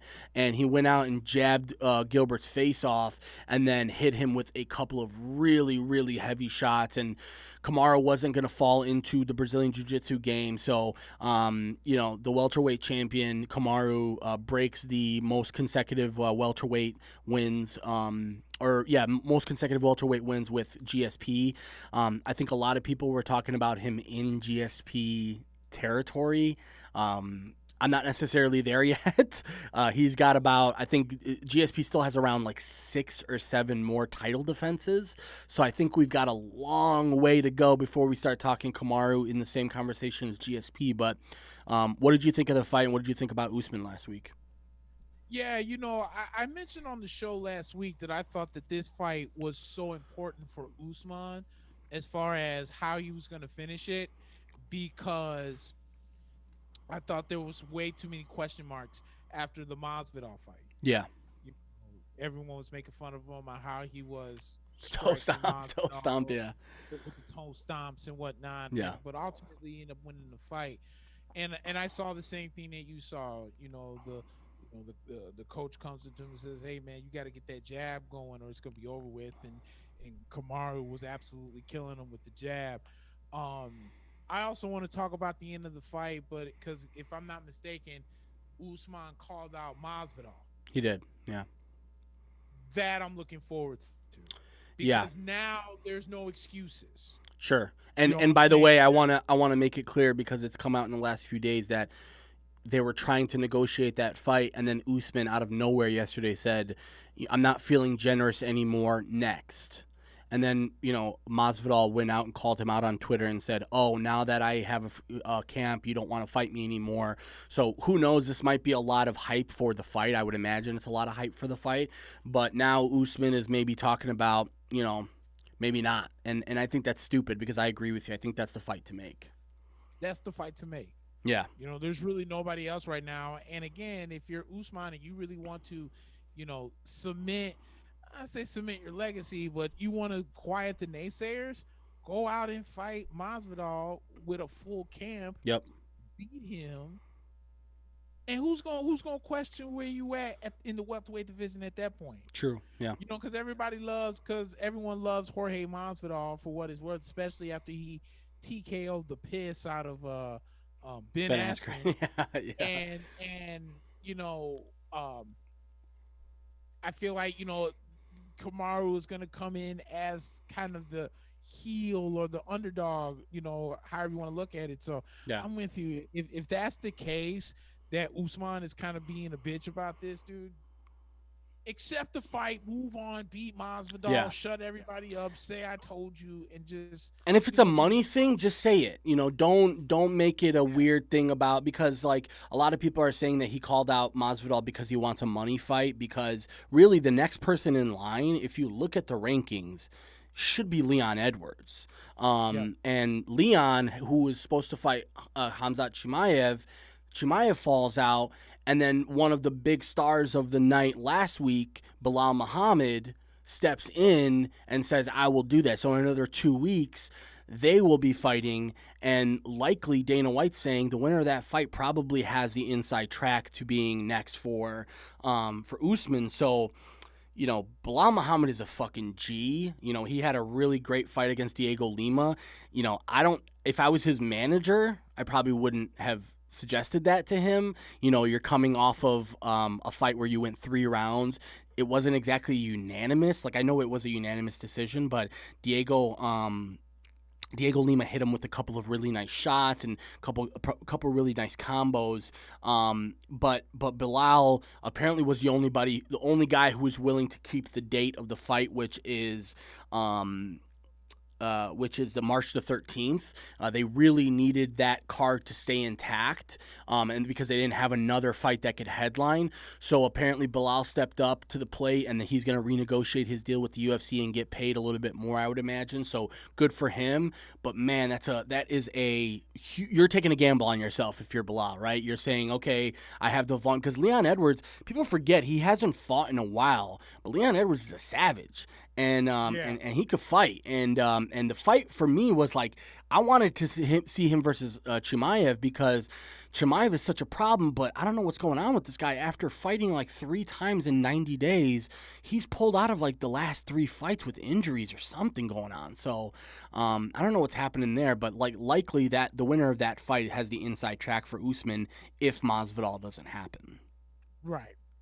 And then tonight, you got, well, actually not tonight. It's happening right now, and we've had a couple of the undercard fights happen already. You've got a big heavyweight showdown, and the next couple weeks are going to be big for the heavyweight division, because you've got Curtis Blaydes and Derek Lewis going tonight, and then next week you've got Rosenstruck versus Cyril Gane. So that's going to be, Cyril Gane's another guy. Not a lot of people know this guy. He's 7-0, and he's beat some fucking savages. And if he beats Rosenstruck, you have to remember, other than him getting in front of the Predator and fucking around with and playing with the Predator like that, he's beat some dudes too. So that's a really interesting one for the heavyweight division. Yeah, I'm with you on that. Especially that Ngannou fight, because Rosenstruck hasn't fought since the Ngannou fight yet. Let me double check on that. I think he has fought. Oh no, so he's 11-1, and his last fight was actually against. Come on, internet, don't fail me now.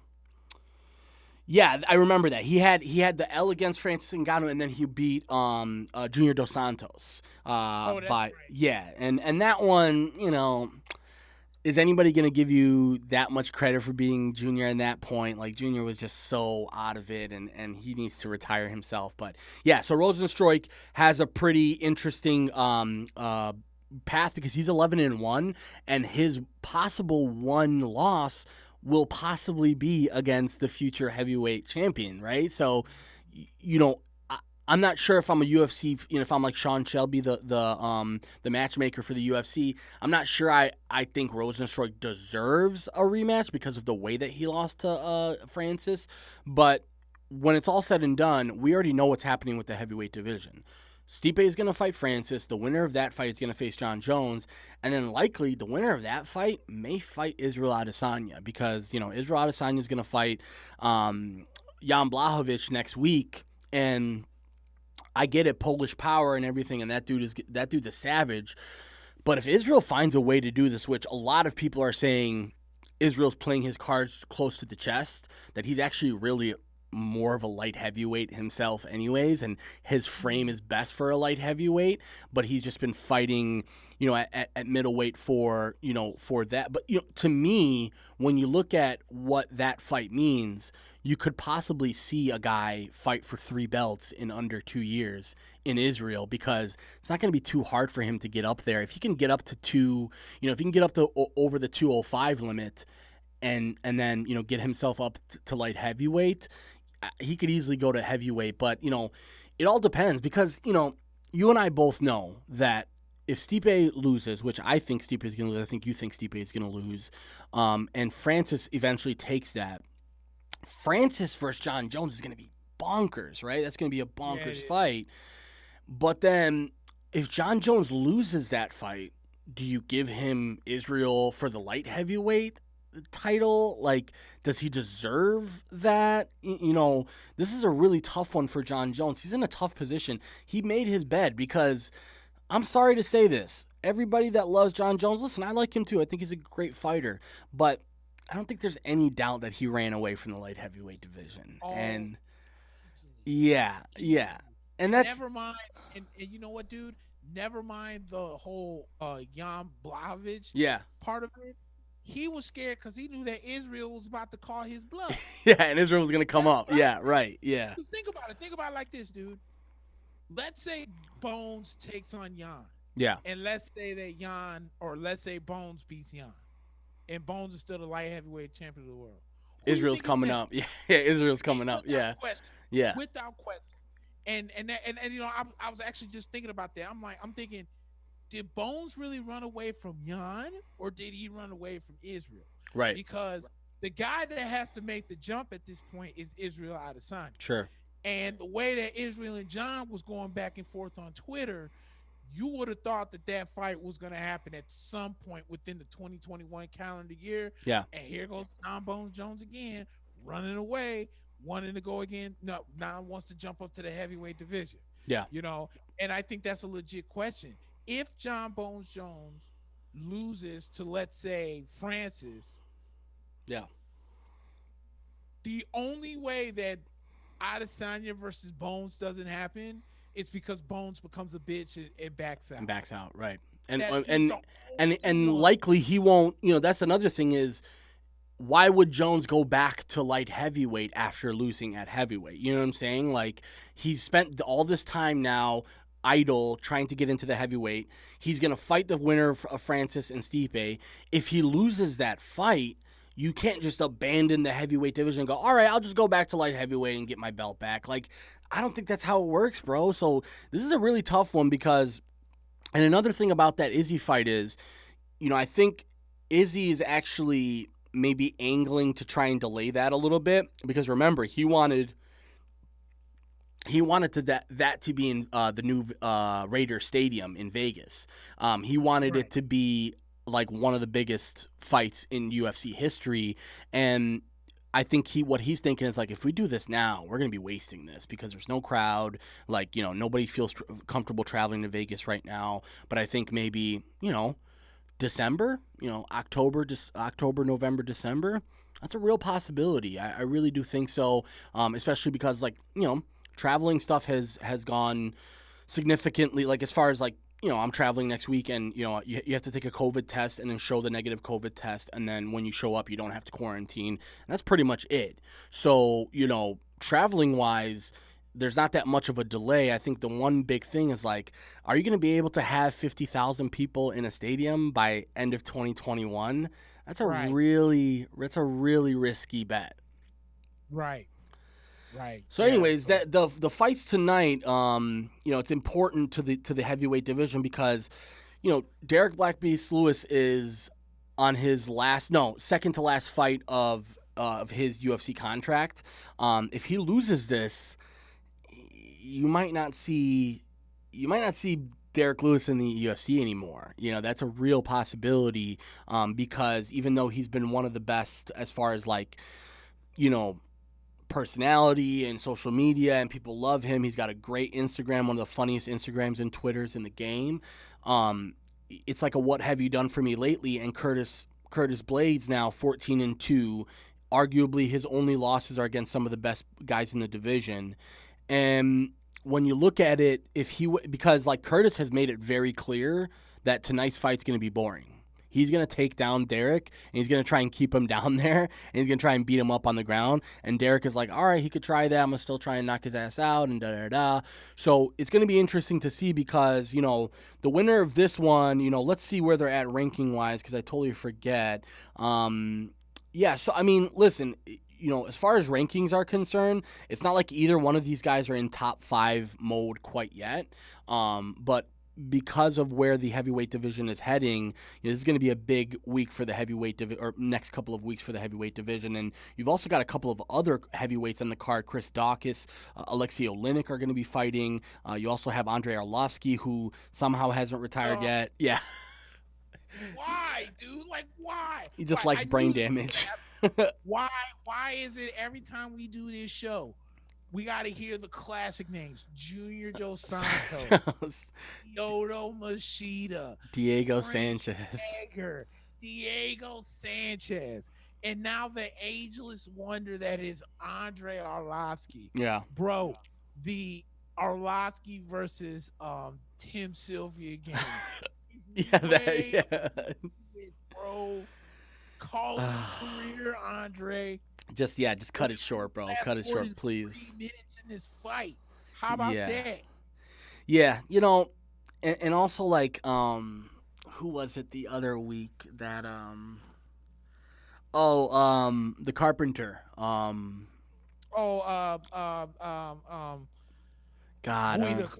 Clay Guida.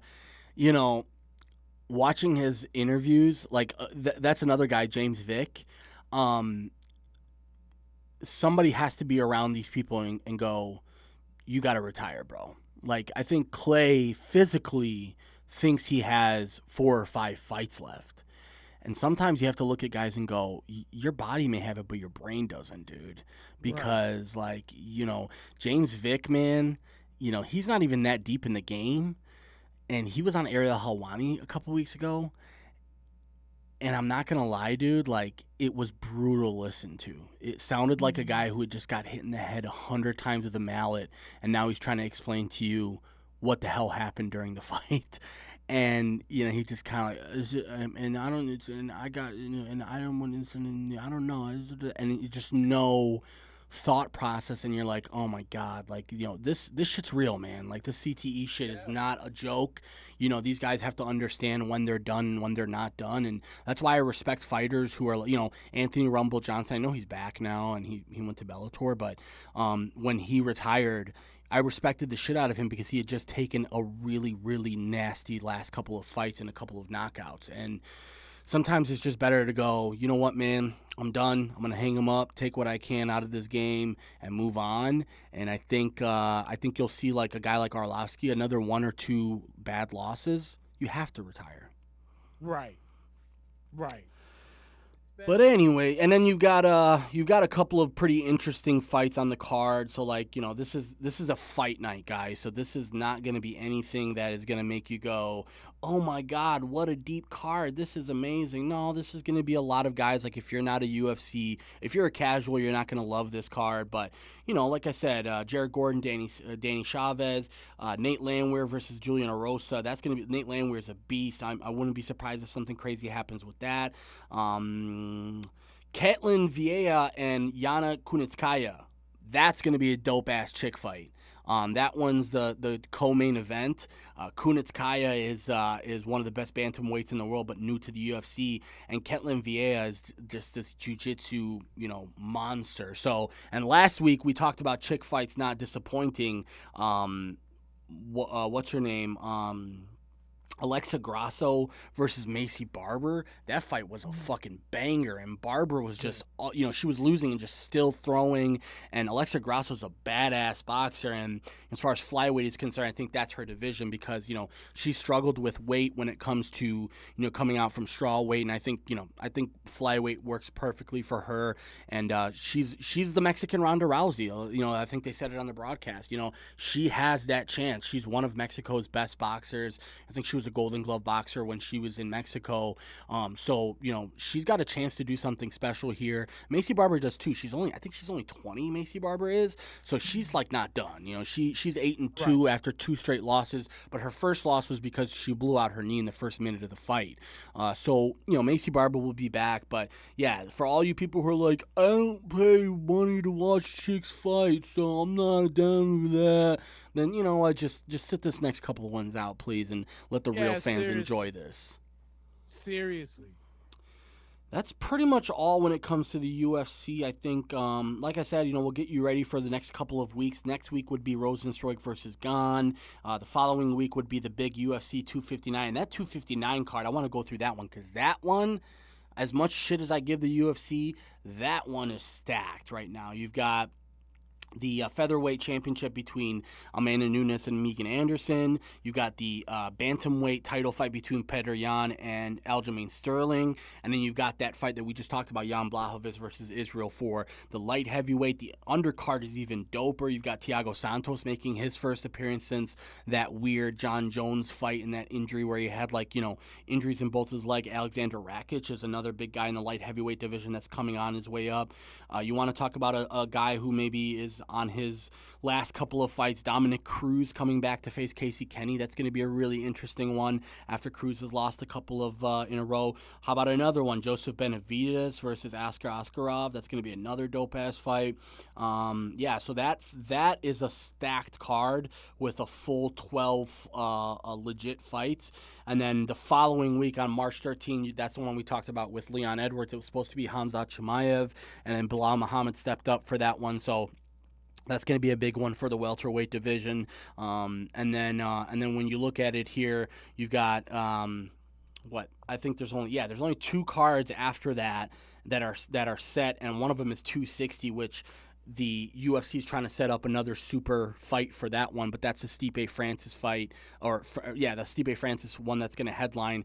Sean O'Malley will be on that card versus Thomas Almeida. That's going to be a dope-ass fight, and like I said, I think they're trying to make another belt fight for that week as well. So UFC, after a couple weeks off, they're getting themselves back in the groove of things here, and I think there's an appetite now for the UFC where there wasn't a couple of weeks ago for some reason, but now I think people are ready to watch, and it should be fun. I think that's because the cards might be getting a little bit better. True. Some of those cards that we were having, they were 1-2 good fights at best. Yeah. But now, you just mentioned the 259 card, which is decent, and then like a couple or a few weeks after that, you get the 260 card, which is also decent. So you're starting to get some better matchups here with some better storylines, and now we're starting to see some of these champions finally defending their titles instead of just like, sitting on it. Just sitting on their tails, like Stipe. So yeah, I think that's maybe why now things are starting to get better. And I'd like to see more of those cards, Nick. I think it's possible to have a few cards every year where you've got those 3 heavyweight or 3 title fights. I think it's possible, man. Like, I don't think it's that impossible to do what they're doing at 259. That Petr Yan versus Aljamain Sterling, Megan Anderson versus Amanda Nunes, and then Israel versus Blachowicz. I mean, there's going to be a lot of people who think that alone is worth buying. So, if you want to convince people to buy, and by the way, Dana White is still on his thing about, we got the streamers, man. Like, those streamers, they didn't stream this week. And it's like, yeah, bro, but you're not on the ground level. We're all still watching via streams, and and I don't think anybody was shaking in their boots to see Dana White go into the media and say we're gonna get these streamers, because you're not. You're not going to get them. I'm sorry. You may get them to stop this week, maybe stop next week, maybe stop the week after. But to say that this is a sustainable thing until they go into a system that you and I talked about, just ask your UFC fans, how about this? Pay me $25 a month, and I will give you access to every single card, every single fight ever. Like, even if you inflate the price, like I said, right now it's like $9.99. If you tell me to pay $20 a month and I get unlimited access, every pay-per-view, I don't have to use ESPN, I'm doing it. I'm doing it all day. Yeah. In a heartbeat, because what do you figure this? Not what do you figure? There's 12 months in a year. Sure.